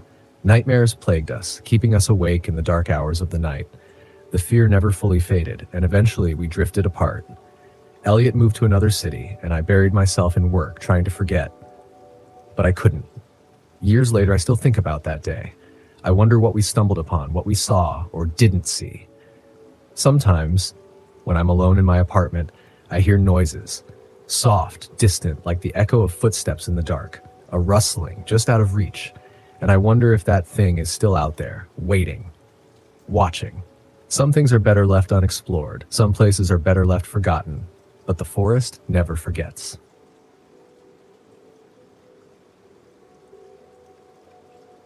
Have you ever felt the suffocating weight of solitude in the wilderness, surrounded by nothing but the cold embrace of trees and the relentless silence of the deep woods? That's my life as a park ranger at Shale Mountain National Park. It's not for everyone, but it's what I signed up for, and frankly, I thrive on it. I'm Donnie Ratcliffe, born and raised in a sleepy town where trouble always seemed to find me. Nature, however, found me first, and I've been here, miles from civilization, maintaining the park's pristine beauty and keeping the visitors safe. Last week started like any other, or so I thought. I was making my rounds, checking trails, ensuring the paths were clear, the signs visible, and that nothing was out of place. The park, however, felt off. Too quiet. Not a single hiker or camper in sight, which was unusual for this time of year. The sun dipped low in the sky, casting long, creeping shadows through the dense trees when my radio crackled to life. It was Sam, my fellow ranger. "Donnie, you there? We've got a report of a missing camper. Name's Trevor Hartman, mid-30s. Came in 2 days ago, hasn't been seen since." Great, just what I needed. I grabbed my flashlight and headed to the coordinates Sam gave me. Missing campers weren't unheard of, but they usually showed up within a day. This guy had been gone for 2. My pulse quickened. The forest closed in around me as I hiked deeper, the darkness swallowing the trail behind me. The silence was oppressive, almost as if the woods were holding its breath. I kept moving, the only sound the crunch of my boots against the forest floor. Then I found it, Trevor's campsite, or rather, what was left of it. The tent was shred as if something had torn through it with brutal force, and his gear lay scattered in the dirt like someone had tossed it aside carelessly. No sign of Trevor. I called Sam, my voice tight. "Sam, I'm at the campsite. It's a mess. No sign of the guy." "Stay put, Donnie. I'm sending backup." I didn't wait. My gut told me something was wrong. Deeply, horribly wrong. As I scanned the area with my flashlight, I noticed something. Blood. A trail leading off into the trees, dark and thick against the dirt. I followed it, my heart pounding in my chest. The air grew colder with each step, then a noise, a low, guttural snarl that sent a jolt of ice down my spine. My flashlight flickered. I whipped it around, expecting to see an animal. Nothing. Just shadows dancing in the trees. I pressed on, my instincts screaming at me to turn back, but I couldn't. I had to know what had happened to Trevor. And then I found him, or what was left of him. His body, Jesus. It was torn to pieces. His limbs were bent at unnatural angles, his face frozen in a mask of terror. The sight was beyond anything I'd ever imagined. It wasn't the work of any animal I knew. This was something bigger, something wrong. "Sam," I whispered into the radio, my voice barely a breath. "You need to get here now." "We're on our way, Donnie. Hold tight." I didn't have time to hold tight. I was alone, and I knew it. Something was out there. Something that had ripped Trevor apart. Something that wasn't human. And then I heard it again. The snarl. Closer this time. I spun around, flashlight in hand, and that's when I saw it. A figure looming at the edge of the trees. It was massive, standing on two legs, its fur matted and soaked with something dark, maybe blood. Its eyes glowed in the dark, hungry and primal, and its teeth. Those teeth. Jagged, stained with something red and thick. It took a step forward and I could hear the leaves crunch beneath its weight. I panicked. I didn't even think. I ran. My legs burned as I sprinted through the trees and heart hammering in my chest, but I could hear it behind me. The sound of its footsteps crashing through the underbrush. It was fast, too fast. My breath came in ragged gasps as I pushed myself harder, the lights from the ranger station gleaming ahead like a distant beacon. I burst through the door, slamming it behind me. Sam and the backup team were just pulling up, their faces filled with confusion and concern. I must have looked like a madman, sweat-soaked, eyes wide with terror. "Donnie, what the hell happened?" Sam demanded, rushing toward me. "Something out there," I panted. "Something that killed Trevor. It's not an animal, Sam. It's something else. Something worse." We armed ourselves with what we had, flashlights, flares, and the few remaining sidearms in the station, and headed back out. The night was unnaturally quiet, every snap of a twig making my skin crawl. When we reached Trevor's body, it was just as I had left it, but the creature was gone. The ground was torn up, and deep claw marks marred the trees, like something had carved its way through the forest with a fury I couldn't comprehend. Sam swore under his breath. "We need to get this reported. The park's got to be closed. This is way beyond what we can handle." We made our way back to the station in silence, but the oppressive feeling of being watched never left. Every rustle of leaves felt like eyes boring into the back of my skull. The next day, a team from the Wildlife Service arrived. They scouted the area, found the tracks, took samples, but they didn't find the creature. It was as if it had vanished, leaving behind only terror. They closed off that section of the park, labeled it a restricted area, and warned us to stay quiet about what had happened. Officially, Trevor's death was attributed to an animal attack, but those of us who were there knew the truth. The tracks, the claw marks, the savagery of the attack. This wasn't any animal we knew. The park reopened a few weeks later with new rules and stricter warnings, but nothing would ever feel the same. Every time I go on patrol now, every rustle of leaves, every snap of a twig sends a shiver down my spine. I can still see Trevor's face, frozen in terror, and I remember the creature, something that lurks in the darkness of Shale Mountain. It watches, it waits, and I know that one day it will come again. Another day, another patrol. But I'll never forget what happened in those woods. The forest has its secrets. Some of them are better left undiscovered.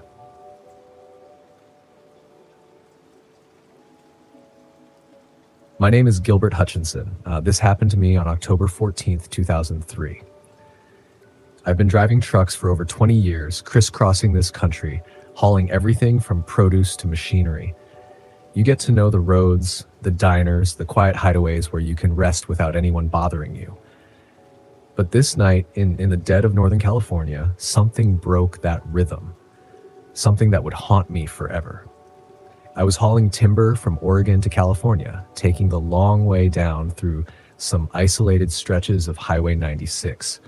It was late afternoon when my truck started acting up, sputtering and groaning like something was wrong under the hood. I knew I had to pull over before I became stranded in the middle of nowhere. Ahead, I saw the rest area sign. It wasn't much, just a small clearing with a couple of picnic tables and a rundown bathroom. But it was all I had. I swung my rig off the road, cut the engine, and got out. The place was deserted, not unusual for these off-the-beaten-path spots. I popped the hood and started checking the engine. It was running hot, but nothing seemed visibly wrong. I stood there, frustrated, wiping the sweat from my brow, when I noticed something out of place. Off in the distance, parked at an odd angle, was an old beat-up pickup truck. I hadn't seen it when I pulled in, but now there it was, covered in dust like it hadn't moved in years. Curiosity gnawed at me. I walked over, stepping carefully, not sure why it unsettled me so much. The truck was empty, the driver's door ajar. Inside, it was a mess. Crumpled beer cans, a worn-out seat, nothing special, but something about it felt wrong. My gut told me to leave, but I turned back towards my truck anyway. Halfway there, I heard a sound. A faint noise, like a muffled groan or a cry. I stopped. It came again, clearer, more desperate. A person. I could feel the hairs on the back of my neck stand up. Against every instinct to get in my truck and drive away, something compelled me to investigate. Slowly, I moved towards the restroom, every step filled with dread. The sound grew louder. It was unmistakable now. A man, begging for help. I reached the restroom and pushed the door open. The smell hit me first, a mix of stale urine and something far worse. Something metallic. I stepped inside, my breath catching in my throat. There he was. A man, bloody and bruised, tied up on the floor. His eyes locked onto mine, wide, frantic, full of terror. "Hang on," I gasped, rushing over to him. My hands shook as I fumbled with the ropes, trying to free him. Who could do something like this? The question tore through my mind, but I didn't have time for it. Finally, the knots came loose and I ripped the gag from his mouth. "Thank you," he whispered, his voice hoarse, broken. "He's still out there. We need to go, now." I didn't hesitate. I grabbed him under the arms, helping him to his feet. We stumbled out of the restroom into the dying light of day, and I scanned the area. It was still empty, but the silence felt unnatural, like something was waiting. "What happened?" I asked as we hurried towards my rig. "He attacked me," the man said, wincing with each step. "Some crazy guy took my wallet, my truck. I thought he was going to kill me." We reached my rig and I helped him into the passenger seat. But as I slid into the driver's seat, I saw it. Movement out of the corner of my eye. Someone was coming out of the woods, heading straight for us. I didn't wait to see who it was. I slammed the engine to life, and I tore out of there like a man running from the devil himself. For a long while, neither of us said a word. The road stretched out before us, dark and endless. I kept checking the mirrors, half expecting to see that old dusty pickup truck following us, but the road stayed empty, just the headlights cutting through the darkness. Finally, the man spoke, his voice still shaking. "Dennis," he said. "Dennis Curiel, thank you for saving my life." "Gilbert Hutchinson," I replied, my voice barely a whisper. "You're welcome. But what the hell happened?" Dennis took a deep breath, his voice trembling as he spoke. "I was driving home from Weka, took a wrong turn, ended up at that rest stop. Next thing I know, this guy comes out of nowhere, knocked me out cold. I woke up tied up in there." He paused, his face pale. "He said he was going to come back for me." A chill ran down my spine. I swallowed hard. "Did you get a good look at him?" Dennis shook his head. "Not really. It was dark, and he had a hood on. But he was big, strong, definitely not someone you want to mess with." We drove on for another hour until we found a gas station. I told Dennis to stay put while I called the cops. I stepped out of the truck, my nerves on edge, and my eyes fell on the bulletin board at the station. Missing person posters. One of them, a woman in her mid-30s, was last seen in the same area where I had found Dennis. I got through to the local sheriff's office and told them everything. They promised to send someone out, but it didn't feel like enough. I returned to my truck, trying to shake off the feeling of dread that had settled deep in my chest.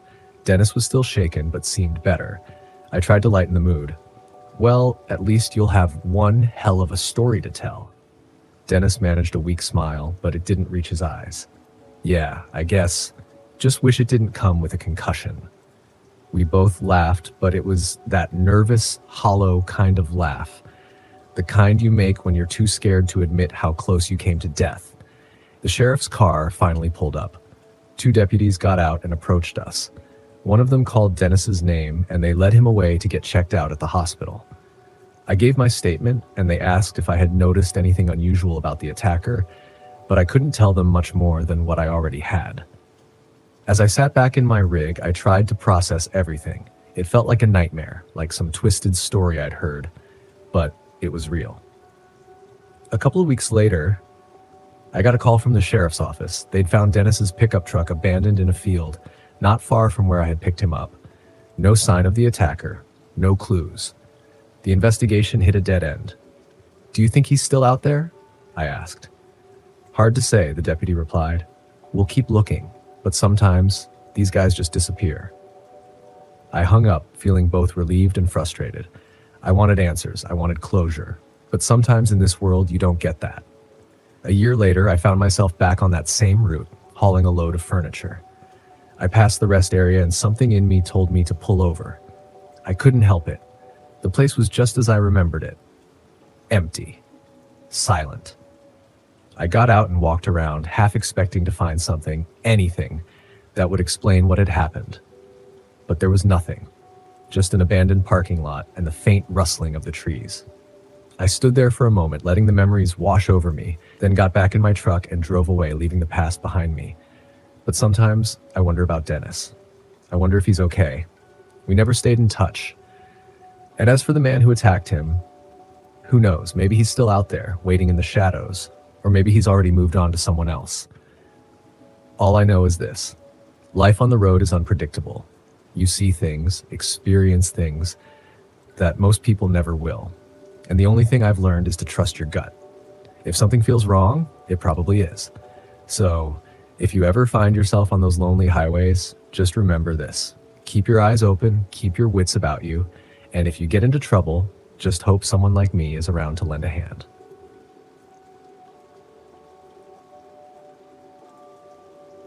I had always longed for an escape from the grinding chaos of city life.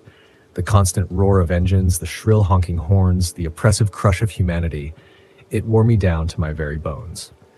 So I scraped together the last of my savings, bought a dilapidated RV, and set my sights on the dark forests of northern Idaho. Not a tourist paradise, but that's exactly what I wanted.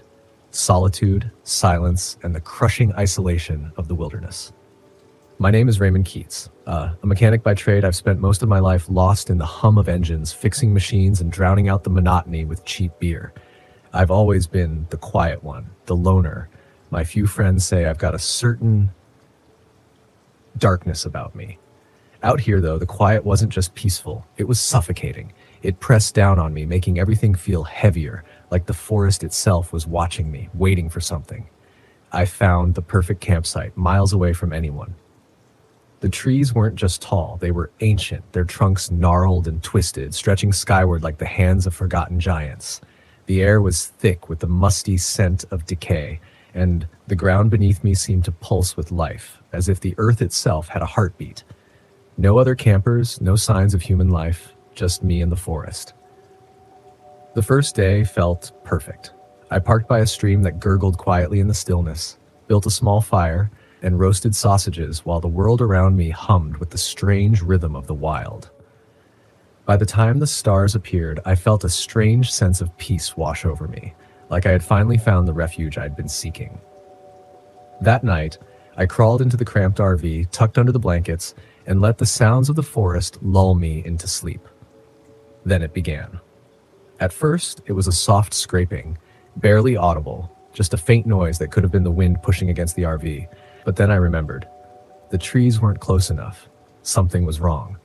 The noise came again, this time louder, more deliberate, like something heavy dragging itself across the gravel. My heart hammered in my chest. I should have stayed inside. I should have locked the door, sealed myself in, and never looked back. But something inside me, some primal curiosity, got the better of me. I grabbed my flashlight, the beam cutting through the darkness, and stepped outside into the thickening fog. The world had changed. A dense, suffocating mist had rolled in, wrapping everything in its cold, clammy grip. The beam from my flashlight barely cut through it. The forest was silent, too silent, and that scraping sound had stopped. All that remained was an eerie stillness, as if the very air was holding its breath. Then I saw them, grooves in the earth, long and wide, stretching in a circle around the RV. Something had been dragged, but there were no footprints, no tire tracks, just those unnatural jagged marks. My stomach twisted, my blood ran cold. I didn't stay outside another second. I rushed back inside, slamming the door shut behind me, my mind racing with what it could have been. Just an animal, I told myself. Just an animal, right? But sleep didn't come that night. The next morning, I woke to a foul, sickening stench that clung to the air like a rotten corpse. I stumbled outside, my stomach churning, and found the source. A mutilated deer carcass, torn apart with a violence that made my blood run cold. The flesh was fresh, still glistening with blood, but there were no scavengers, no birds, no flies. Just an unsettling silence that pressed in on me from all sides. I should have left then. Every instinct screamed at me to run, but I didn't. Maybe it was stubbornness. Maybe it was the foolish pride of a man too proud to admit fear. But I stayed. That was my second mistake. That night, the noises returned, more terrible than before. Footsteps, slow, heavy, and deliberate, circling the RV. But there was something else, too. Something worse. A rasping, labored breathing that sounded wrong, too deep, too unnatural. It wasn't the breath of an animal. It was something larger, something more monstrous. Then came the pounding. Something slammed into the side of the RV, hard enough to rattle the entire vehicle. The walls shuddered with each blow, and the metallic groan of the RV echoing in the night. Again, again, and again. I held my breath, staring through the fogged window, praying it would stop. That's when I saw it. It was a thing. A creature like nothing I had ever seen, something straight from the depths of a nightmare. Nearly 8 feet tall, its body was twisted and emaciated, covered in patches of wiry fur that clung to its frame like it was trying to hold itself together. Its limbs were long and unnaturally thin, joints bending in angles that should have been impossible. But it was the head that froze me in place. A grotesque mockery of a wolf's skull, tusks jutting from its mouth like broken daggers. Its eyes, or where eyes should have been, were empty, dark voids that seemed to look right through me. It didn't attack. It didn't charge. It just circled, scraping its claws against the RV's metal, its breath rattling like it was struggling to drag air through broken lungs. Then, without a sound, it stopped, its figure standing motionless in the fog, staring at me, not looking, sensing. My blood turned to ice. Every instinct screamed for me to run, but my body wouldn't move. I couldn't breathe. I couldn't think.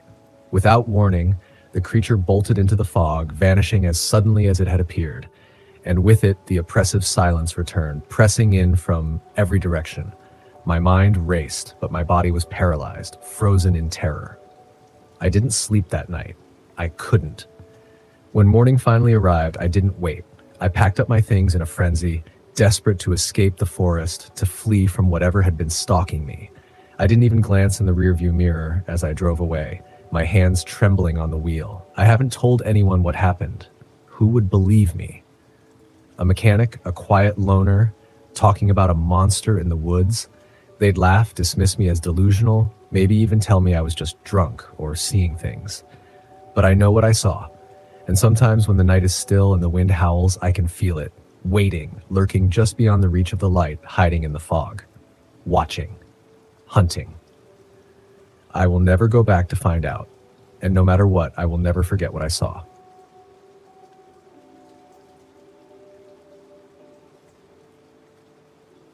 I didn't want to go. Let's start there. Tyler, my younger brother, has this uncanny ability to drag me into the kinds of misadventures that haunt you long after they've ended. Ill-planned, reckless, and doomed from the start. But he was excited, and I hadn't spent much time with him lately. So when he pitched this trip to Acadia National Forest, I had a hard time saying no. His voice buzzed through the phone, high-pitched with excitement. Come on, Rachel! Whiteside Mountain has history. Cherokee legends, spirits, shadow people, voices in the trees. You love creepy stuff, right? What I love is binge watching creepy movies in the safety of my apartment, not trudging through some ancient forest searching for the very things that terrorize me on screen. But Tyler knows how to get under my skin. And here I was, cramped in a rickety old RV with my best friend Lisa, Tyler, and his quiet friend Milo, heading straight into the most isolated corner of the forest.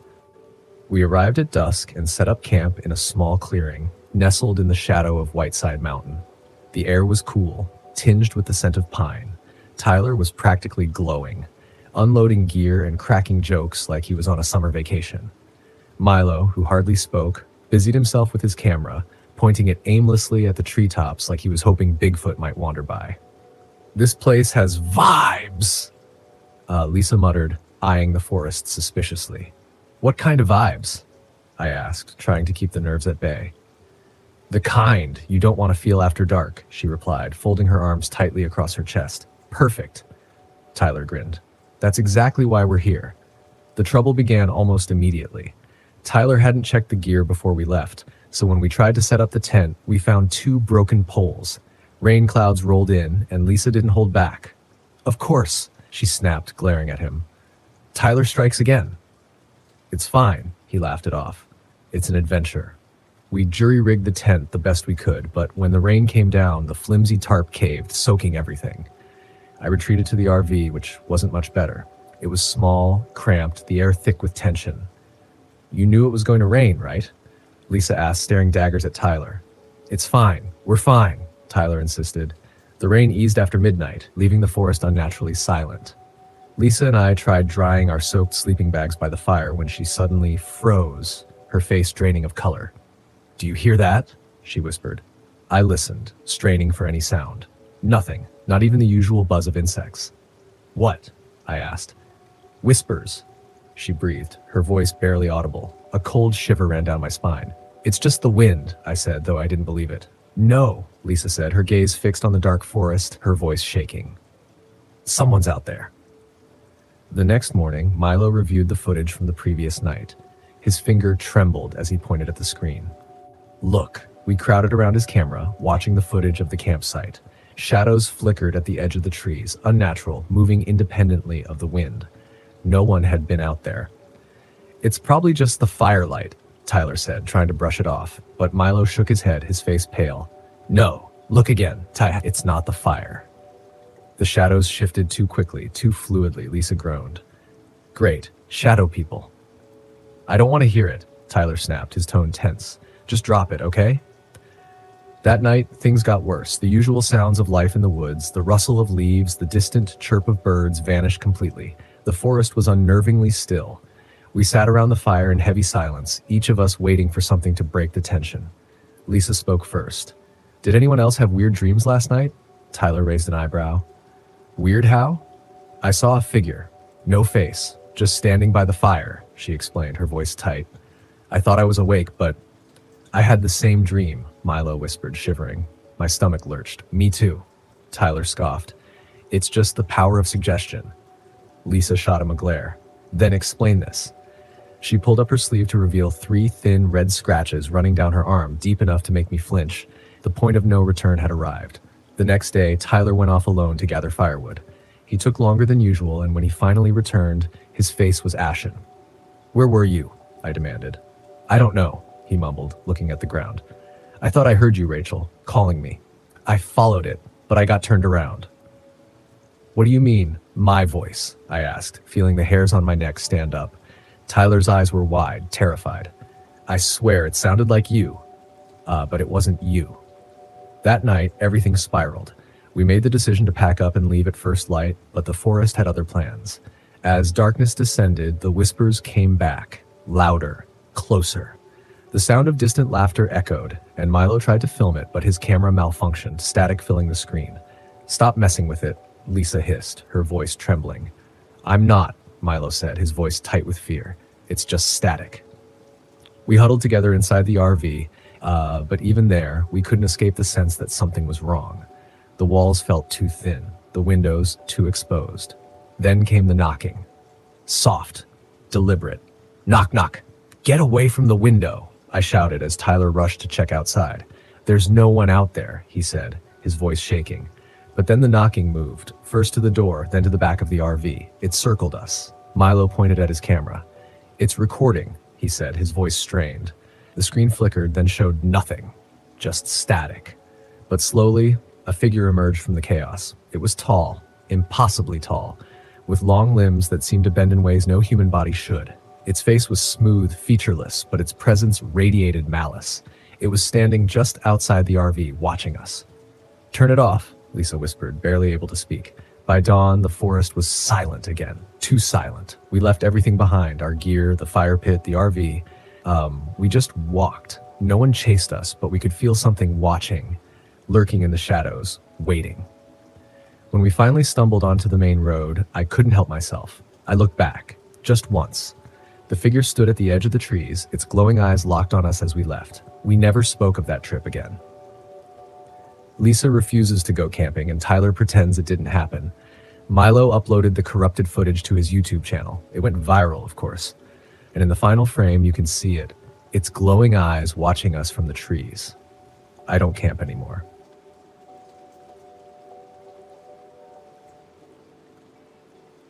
The cabin in the woods. My name is Leonard Eert. What happened to me in 2003 still haunts me to this day. I had just turned 40, and my life had become a nightmare. My wife had left me for a man she met at her yoga class. I was laid off from my job as a software engineer. Then, as if fate wasn't finished, my mother passed away. She left me her cabin, an old, decrepit structure in the Oregon woods. It wasn't much, but it was a sanctuary, or so I thought. In a desperate attempt to escape my shattered life, I packed my old Chevy Suburban and drove to the cabin, hoping the isolation would offer some solace. The winding roads leading to Crater Lake National Park twisted like the thoughts in my mind. The memories of my childhood there flooded back. Long summer days spent fishing, hiking, and listening to my mother speak of the healing power of the woods. I had no idea back then that those woods would become a place of nightmares. The cabin was just as I remembered, weathered but sturdy, standing on the edge of the dense, dark forest. The moment I stepped inside, a heavy, musty smell filled my lungs. Pine, old books, the scent of memories long buried. I unloaded my things, settled in, and tried to clear my mind. The first few days passed in a strange calm. I spent time fishing, chopping wood, and reading, reveling in the peace I hadn't known for months. It was a false peace, though. One evening, as the sun began to dip below the horizon, casting long, ominous shadows through the trees, I decided to take a walk. The woods felt different now, darker, almost oppressive. The familiar path I used to take with my father felt suffocating. It was quiet, too quiet. The occasional rustle of leaves or the distant call of a bird were the only sounds. Then I saw it. A tree, stripped of its bark, gouged with deep, vicious claw marks. It looked unnatural, like something had torn it apart. The marks were too large to be from any bear, but I shrugged it off. "It's just a bear," I muttered, my heart racing as I hurried back to the cabin. That night, sleep was elusive. I kept hearing noises outside, twigs snapping, leaves rustling. Around midnight, a low growl echoed through the night, a deep, guttural sound, too menacing to be from any ordinary animal. My blood ran cold. I grabbed my father's old shotgun from under the bed, loaded it, and sat in the dark, waiting. Nothing came. Eventually, exhaustion overcame me, and I fell into a fitful sleep with the shotgun still in my lap. The next morning, I found tracks around the cabin, massive inhuman tracks, far too large to belong to any bear. My mind raced. What the hell was out there? But I didn't dare go looking for answers. I stayed close to the cabin, barricading myself inside each night. The strange sounds grew louder, closer, more insistent. I locked every window and door, but the fear gnawed at me. On the third night, I finally shouted into the darkness, "Who's there?" My voice echoed through the trees. Silence answered, but then the scratching started, slow, deliberate. At the door, my heart pounded in my chest as I crept toward it, shotgun raised. I flung the door open, expecting to confront whatever was out there, but there was nothing. Just the deep, suffocating darkness. I decided to set traps, anything to catch whatever was stalking me. I spent hours rigging up crude makeshift traps using fishing line and old tools. That night, I sat by the fire, shotgun across my lap, waiting. The scratching returned, twigs snapping, leaves rustling, then a sharp snap. One of the traps had been triggered. I bolted outside, flashlight in one hand, shotgun in the other, my heart pounding with dread. The light fell on the trap, and my stomach turned. It was destroyed. The metal was twisted and broken as though whatever had triggered it had immense strength. This wasn't a bear. This was something else. A wave of panic washed over me. I had to leave. but it was too dark to navigate the woods safely. I was trapped.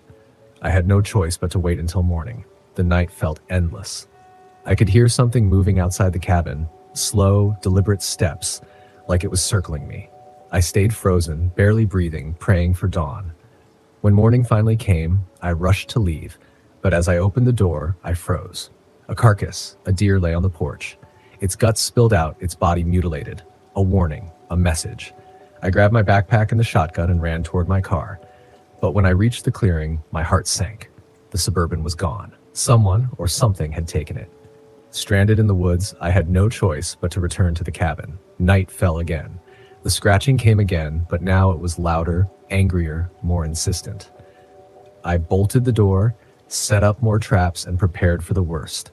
The scratching turned into full-blown pounding. The door buckled under the force, splintering as something slammed into it from the outside. Then it exploded open. I fired the shotgun.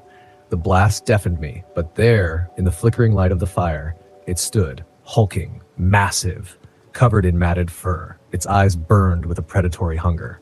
I fired again, but the creature was impossibly fast. It lunged at me, knocking me to the floor. The shotgun slid out of reach. Panic surged as I scrambled to my feet, grabbing a fire poker. The creature circled me, growling like a beast from hell. I swung the poker, hitting it in the side. It howled in pain but didn't retreat. With claws like knives, it slashed at me, ripping through my clothes and flesh. I could feel the hot, searing pain. In a desperate attempt, I hurled a lantern at it. The glass shattered and flames erupted. The creature recoiled in agony. I grabbed the shotgun. The blast hit it square in the chest. It stumbled back, letting out a final soul-shattering cry before collapsing into the flames. The fire spread quickly. I couldn't stay. I fled, leaving the burning wreckage behind.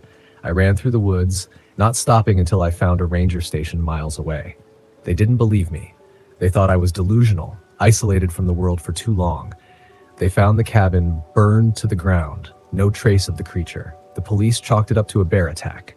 But I know what I saw. I know what happened. And though I moved far away to a small town in Arizona, I will never escape the memories. Some nights, I hear it. The same scratching, the same rustling of leaves. I tell myself it's just the wind, but deep down I know it's out there, waiting.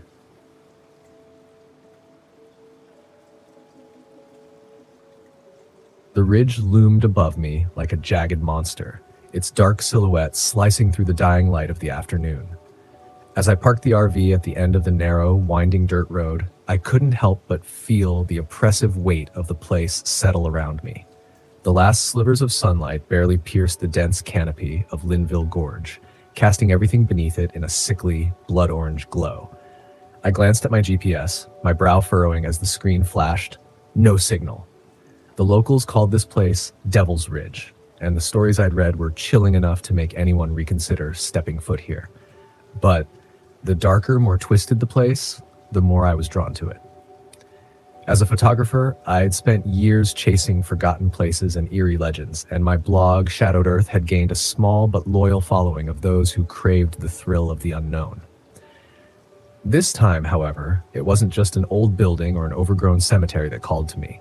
It was a cursed forest, a place of death and malice, if the legends were true. I slung my camera bag over my shoulder and stepped out of the RV, inhaling the earthy scent of pine and damp soil. The air was thick, unnaturally still. No bird song, no rustling leaves, only an unsettling silence.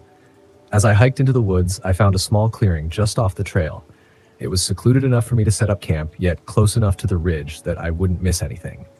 The trees surrounding me felt ancient, gnarled, as if they had stood here long before human eyes had ever seen them. I set up my camp, my fingers trembling slightly as I unpacked.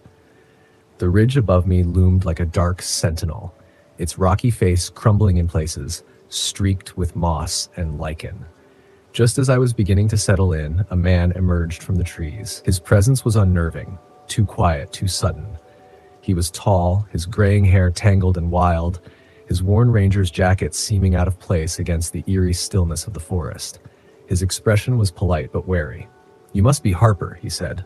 I froze. How the hell does he know my name? I didn't tell anyone where I was going, I stammered, my heart pounding. "You called the visitor's center last week," he said, his voice low, almost hesitant. "I'm Elliot Crane, local historian." I eyed him suspiciously. "Did you come all the way out here just to greet me?" He smiled faintly, but it didn't reach his eyes. "Not exactly. This place, people come, but they don't always come back." I felt a cold shiver run down my spine, a vague sense of dread creeping in. "What are you talking about?" Elliot's gaze turned toward the ridge, his expression darkening. "You don't understand. The stories are not just stories. Devil's Ridge has a way of keeping people. You should leave before nightfall." I bristled at his tone. "I'm here to document this place. I'm not leaving." Elliot studied me for a long moment before sighing. "If you won't leave, take this." He pulled a small leather pouch from his pocket and handed it to me. The faint scent of herbs clung to it. "It's a charm to keep the witch at bay." I frowned, pocketing the charm without a word. It felt wrong. That night passed uneventfully, but an eerie sense of being watched never left me.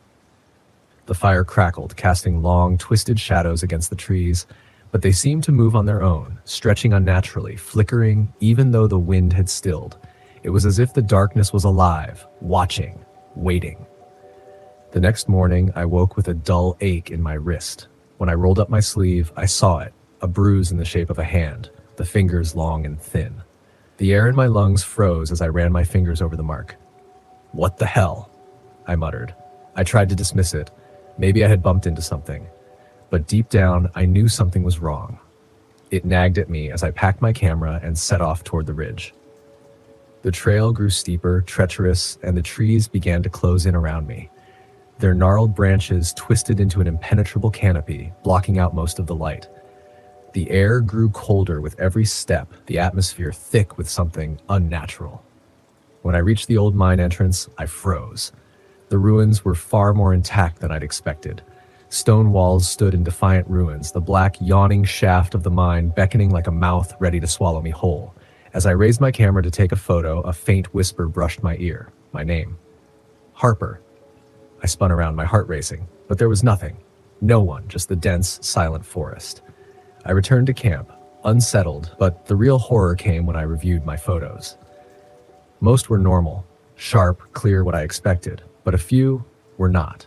Faces, pale and twisted, appeared in the trees, ghostly shapes where there was nothing before, distorted figures, blurred and wrong. My stomach twisted, but the worst was yet to come. The bruise on my wrist, it had darkened, deepened, the handprint more defined, more deliberate. And then Elliot appeared again, his face tight with concern. "Why are you still here?" he demanded, his voice harsh. "I'm doing my job," I snapped, my frustration rising. "What's your deal? You've been warning me, but you won't tell me why." Elliot hesitated, then spoke in a low, almost reverent tone. "The witch. She was accused of poisoning a magistrate's son in the 1700s. They hung her from an oak tree near the ridge, but before she died, she cursed the land. Said anyone who trespassed would bear her mark." He looked at my wrist, his eyes darkening. "You've been marked." My breath caught in my throat. I took a step back. "How do you know that?" "I've seen it before," he said, his voice barely a whisper. "You need to leave, now." That night, the whispers came again, at first faint but growing louder. The wind howled around me, but the whispers didn't come from the wind. They circled my camp, murmuring in the darkness. Then it came. The voice. Not a whisper anymore, but clear, sharp, my mother's voice. "Help me, Harper." My heart stopped. My mother had been dead for years. I gripped the charm Elliot had given me, clutching it as if it could shield me from the darkness. The whispers receded, but the forest was alive now, pulsing with some unseen force. And then the climax came. Determined to face whatever was haunting me, I returned to the mine. The air grew colder as I neared the shaft, and the shadows, they rippled, moved, even though the trees remained still. I stepped into the mine, and the world twisted. Suddenly, I wasn't standing in the mine anymore. I was in a clearing, surrounded by a jeering mob. At the center stood a woman, pale and defiant, a noose around her neck. As the crowd pushed her onto the gallows, she screamed, "Mark them!" she wailed. "Mark them all!" The vision shattered. I was back in the mine, but not alone. The witch stood before me, her hollow eyes burning with fury. Her skeletal hand reached for me, the same hand that had marked my wrist. I stumbled back, raising my camera as though it could protect me. The flash went off, blinding, and she recoiled, hissing like a wild animal. I ran. I didn't look back. I don't remember much of the descent from the ridge, only that I somehow made it back to my RV. But when I arrived, Elliot was gone, and so was the charm. I drove away in a daze, the mark on my wrist still burning, never fading. The photos I took from that trip, distorted faces, shadowy figures, remain the most haunting I've ever captured. One shot, in particular, stands out. The witch standing at the edge of the mine, her hand outstretched. I posted the photos on my blog, Shadowed Earth, but I've never shared the full story. Some things I've learned are better left in the shadows.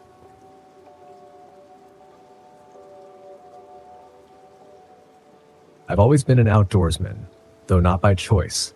It started when my dad dragged me out to the woods every weekend, rain or shine, whether I liked it or not. Over the years, the smell of pine and the crackle of a campfire became so ingrained in me that they felt like part of my soul, even though I wouldn't exactly call myself a nature lover. I suppose you could say I was more comfortable out there than anywhere else. But I wasn't what you'd call a survivalist, just a guy who knew how to pitch a tent and avoid poison ivy. That's why I agreed when my buddy Lyle asked if I wanted to hike up in the Washoe Mountains. I'd never been, but Lyle had a way of making anything sound like a great idea, especially when it involved escaping the grind of our office jobs. We were both sick of the same faces, the same tired jokes, the same miserable routines. We needed something different.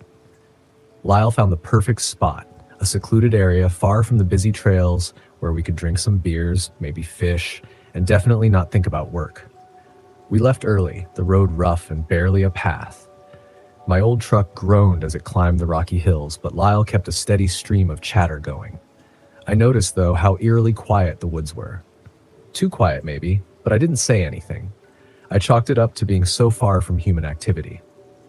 When we finally parked, grabbed our packs, and set off into the trees, the trail was barely there, a line of trampled underbrush leading us deeper into the forest. After a couple of hours, Lyle pointed out a spot by a creek to set up camp. It was perfect, flat, just enough space between the trees for our tents, and the soothing sound of running water.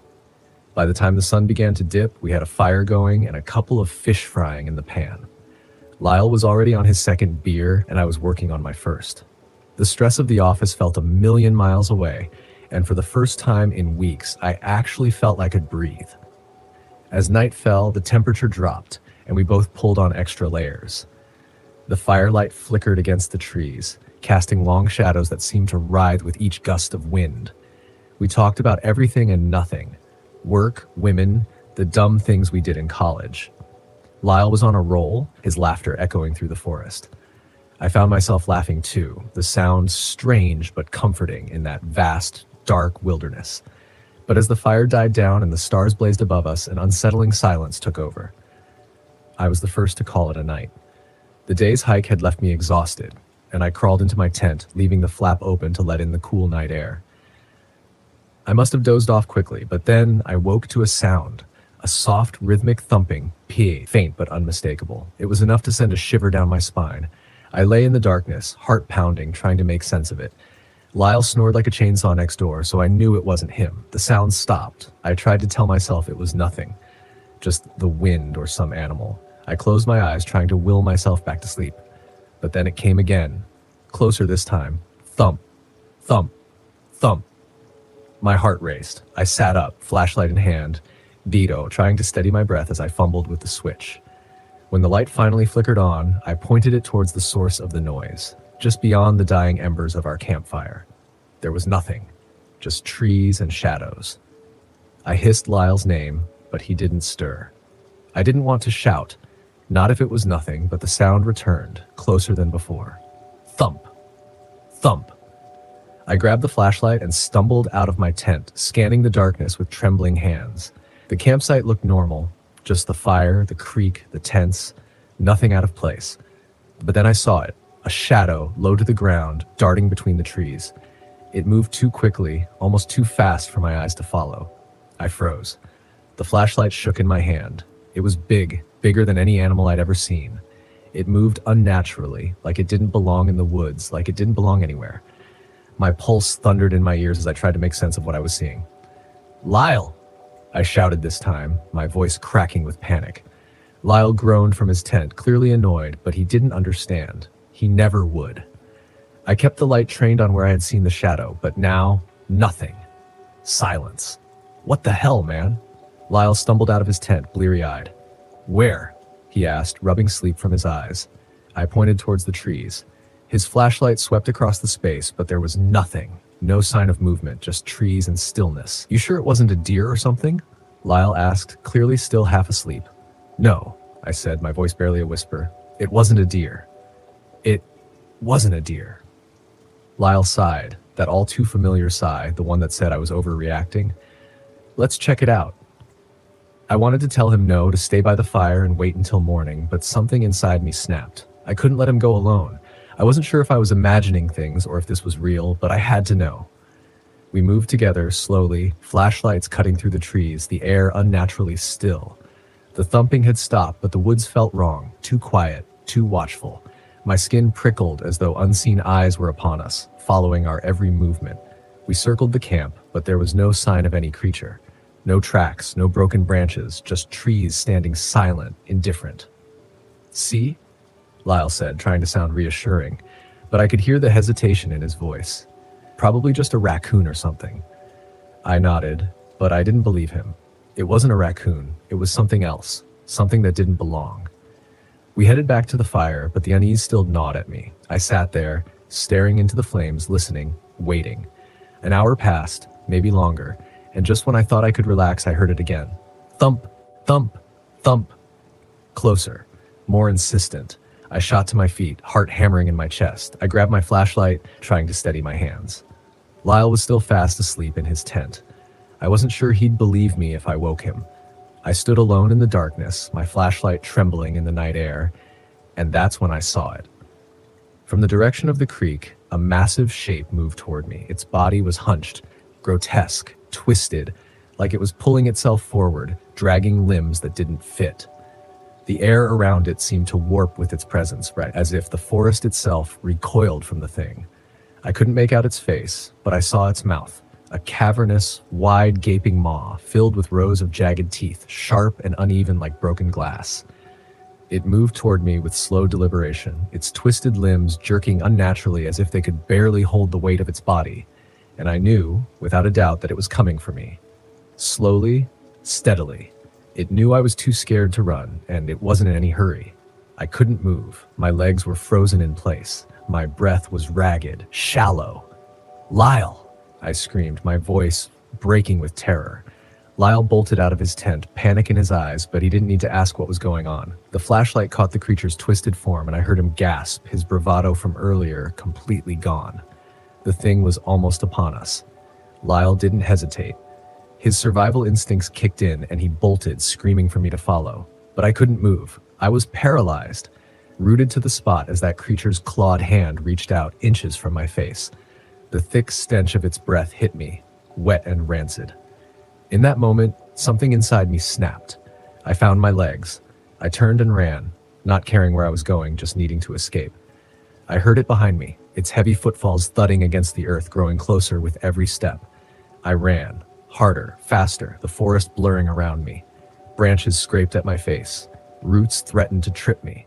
I didn't know how long I ran, didn't know where I was going. All I knew was that I had to keep moving. I had to get away. And then, just as suddenly as it had started, the thumping stopped. I kept running, too terrified to look back. When I finally burst out of the trees and into a clearing, I collapsed in the middle, gasping for breath, my legs screaming in pain. I dared to look behind me. There was nothing. No creature. No sign of Lyle. Just silence. I waited, every muscle tensed. The forest felt like it was holding its breath, waiting for me to make a move. But the only sound was my ragged breathing. I didn't know how long I stayed there, crouched in the clearing, too terrified to move. It felt like hours, but it could have been minutes. Eventually, the terror subsided enough for me to think. And when I did, I realized I had no idea where I was. The camp was gone. The only thing left was the crushing, suffocating silence of the forest. I was lost. Lyle was gone. I didn't know if he made it out. I didn't want to know. All I wanted was to leave that cursed place behind. And so I walked, my legs shaking, trying to find a road, a trail, anything to lead me back to civilization. It felt like hours before I stumbled upon a narrow dirt track. It wasn't much, but it was enough. I didn't care where it led. It was away from the woods. They found Lyle's gear, his tent, his pack, but there was no sign of him. The cops said it was probably a bear attack, that he'd run off in the wrong direction, gotten lost. They didn't believe me when I told them about the creature. Who would? I left Arkansas and never went back. Sometimes late at night I think about that thing in the woods, and I wonder if it's still out there, waiting. But I don't lose sleep over it. What's done is done.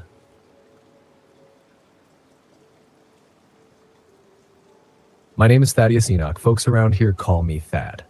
I've been a cop in Harbin for 15 years, and for most of that time, nothing ever really happened. Petty crimes, bar brawls, the occasional domestic dispute, nothing out of the ordinary. Life was predictable, quiet. But last summer, things changed. They changed in a way none of us could have ever imagined. I'm going to tell you what happened, just like I'd tell a friend over a beer. A story that still haunts me.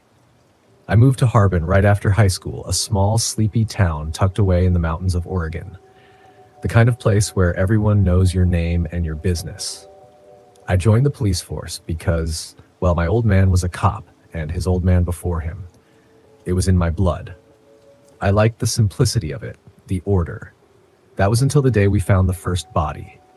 It was my usual morning patrol, joking with my partner, Leon Benson. Leon's a mountain of a man, built like a linebacker, but with the gentlest heart.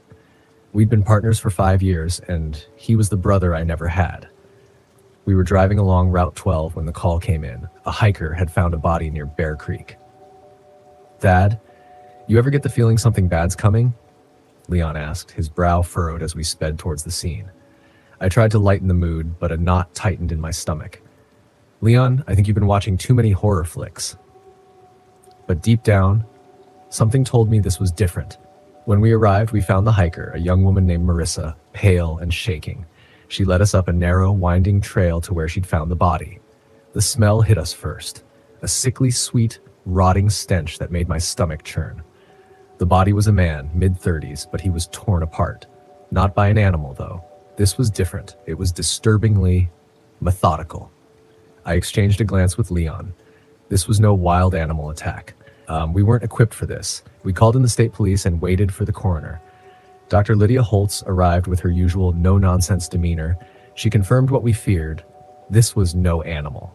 This was murder. But there was something more, something darker. The wounds, they weren't just random. They were deliberate, as if the killer was following some twisted design. For the next few days, the town was on edge. Everyone was talking about it, but no one had answers. Leon and I doubled our patrols, but nothing seemed out of place. Then another body turned up. This time it was Mrs. Roscoe, the elderly woman who ran the flower shop. She'd been missing for a day, and when we found her, I wish I could forget it. The same mutilation, the same brutality. It was like staring into the abyss. "Thad, this ain't right. This is evil," Leon whispered when we found her. I didn't have words. We were both scared, but we had a job to do. The state police took over the investigation, but they didn't get much further than we had. No fingerprints, no witnesses, no leads, just bodies, torn apart like grotesque puzzles. The media descended on Harbin, and our quiet town became a circus. And that's when the disappearances started. First, a young couple vanished near Bear Creek. Then a teenage boy, last seen riding his bike home from school. The town fell into a panic. People started locking their doors and windows, like afraid to go out after dark. One night, Leon and I were on patrol when we saw someone dart through the alley behind the diner. We gave chase, but he was fast, too fast. We lost him in the maze of back streets, but we found something else. Another body. This time, it was Leon who found the clue. A scrap of fabric caught on a fence, stained with blood. "We gotta find this guy. He's not going to stop," Leon said, his voice grim. "We will, Leon. We have to," I replied, but I wasn't so sure anymore. The next few weeks were a blur. More bodies, more disappearances, and the town's fear building with every passing day. I couldn't sleep at night, always thinking about the killer, always wondering if he was out there, watching us. And then, one evening, I got a call from Dr. Holtz. "Thad, Leon, you need to see this." We met her at the lab, and her face was as serious as I'd ever seen it. "I've been going over the bodies again," she said, her voice steady but strained. "There's a pattern to the injuries. It's not random. It's like the killer is following some kind of ritual." "Ritual?" Leon raised an eyebrow. "Yes, and it's escalating. The killings are getting bolder, more violent," she explained, showing us the gruesome details. The killer was no longer content with simply killing. He was evolving, and it was horrifying. That night, I couldn't shake the thought that we were facing something ancient, that something far beyond anything we'd ever imagined. The next morning, Leon called me. "Thad, we need to talk. Meet me at the station." When I arrived, Leon was more serious than I'd ever seen him. "I've been doing some digging. I think I know who the killer is." I stared at him, incredulous. "What? How? Remember that guy we chased in the alley? His name's Sam. He used to work at the flower shop. I found his record. Nothing major, but he's been in and out of trouble for years. I think he's our guy." We decided to pay Sam a visit. His house was a rundown shack on the outskirts of town. We knocked, but no answer. We kicked the door in, and then I saw it, the basement. A collection of trophies, bones, pieces of clothing, things that didn't belong, things that should have never been touched. "We got him," I said, my voice shaking, a mix of relief and revulsion. "Yeah, but where is he now?" Leon asked, his eyes scanning the room, unsettled. As if on cue, we heard a noise upstairs. We rushed up, guns drawn, and found him standing in the doorway, a sick, twisted smile on his face. "Sam, it's over. Put your hands up," I ordered, trying to sound confident, but the fear was clawing at me. He didn't move. Instead, he lunged at us, a knife in his hand. Leon fired first, and Sam crumpled to the floor, dead. The nightmare was over, or so I thought. The aftermath was a blur, media chaos, endless police reports. The town tried to return to normal, but nothing would ever be the same. We'd lost too many good people. Leon and I were hailed as heroes, but it didn't feel that way. We'd done our jobs, but at what cost? A few weeks later, Leon and I sat on the porch of the local bar, sharing a beer. "Thad, you ever think about leaving this place?" he asked, staring out at the sunset. "Sometimes," I admitted.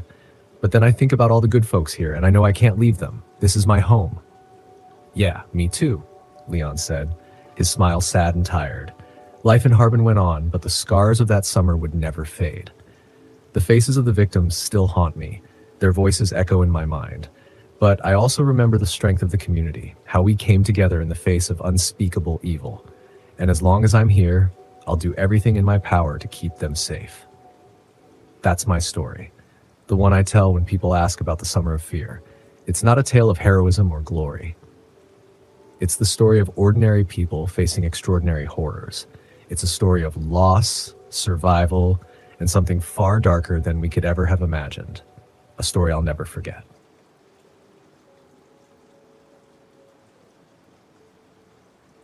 I've always been the kind of guy who refuses to back down from a challenge. Maybe that's why on a cold and desolate October evening, I found myself parked deep in the heart of the Acadia National Forest. Just me, my beaten up RV, a cooler of beer, and a couple of fishing rods. I needed a reset, an escape from the wreckage of my life.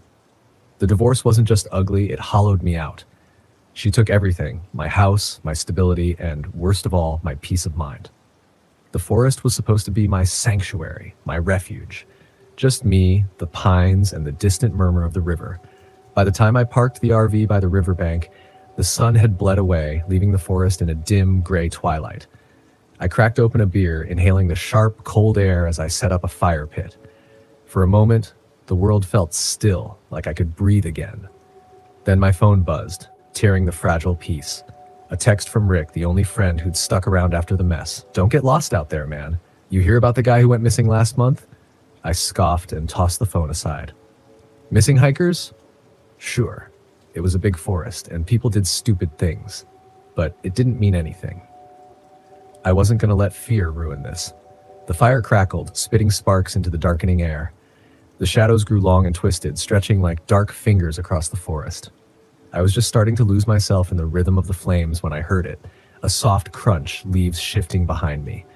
Probably a deer. But when I turned, my breath caught. A shape stood at the edge of the tree line, too tall, too still. My stomach twisted, a cold knot forming in my gut. It wasn't a deer. Deer don't stand up like that. "Hey!" I called out, my voice unnaturally loud in the thickening quiet. Maybe it was a camper, a ranger, but the shape didn't move. It just stood there, watching. I grabbed my flashlight, my hand shaking. The beam barely reached the figure before it darted out of view. So fast, too fast. My heart hammered in my chest. I told myself it was nothing. The forest played tricks, the light, the shadows, it could all twist your mind. But something gnawed at me, a cold sensation creeping up my spine. It wasn't the way it moved, it was the way it watched. It was deliberate, calculating. I shut the RV door behind me, locked it, and made sure the revolver was within reach. I've been alone out here before. This was nothing. Then the knocking started, soft, tapping, almost deliberate. Every fiber of my being screamed to stay inside, to ignore it, but stubbornness, maybe stupidity, drove me to fling the door open. I stepped out into the suffocating blackness of the forest. The silence was unnatural. The wind moaned through the trees, but the usual night sounds, the rustle of leaves, the chirp of crickets, were gone.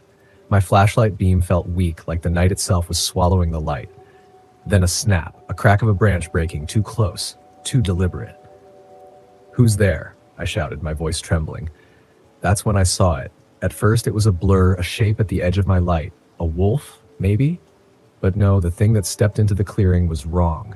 Its body was twisted, grotesque, a nightmare on two legs, long limbs, gaunt and trembling, barely held together by patches of matted fur.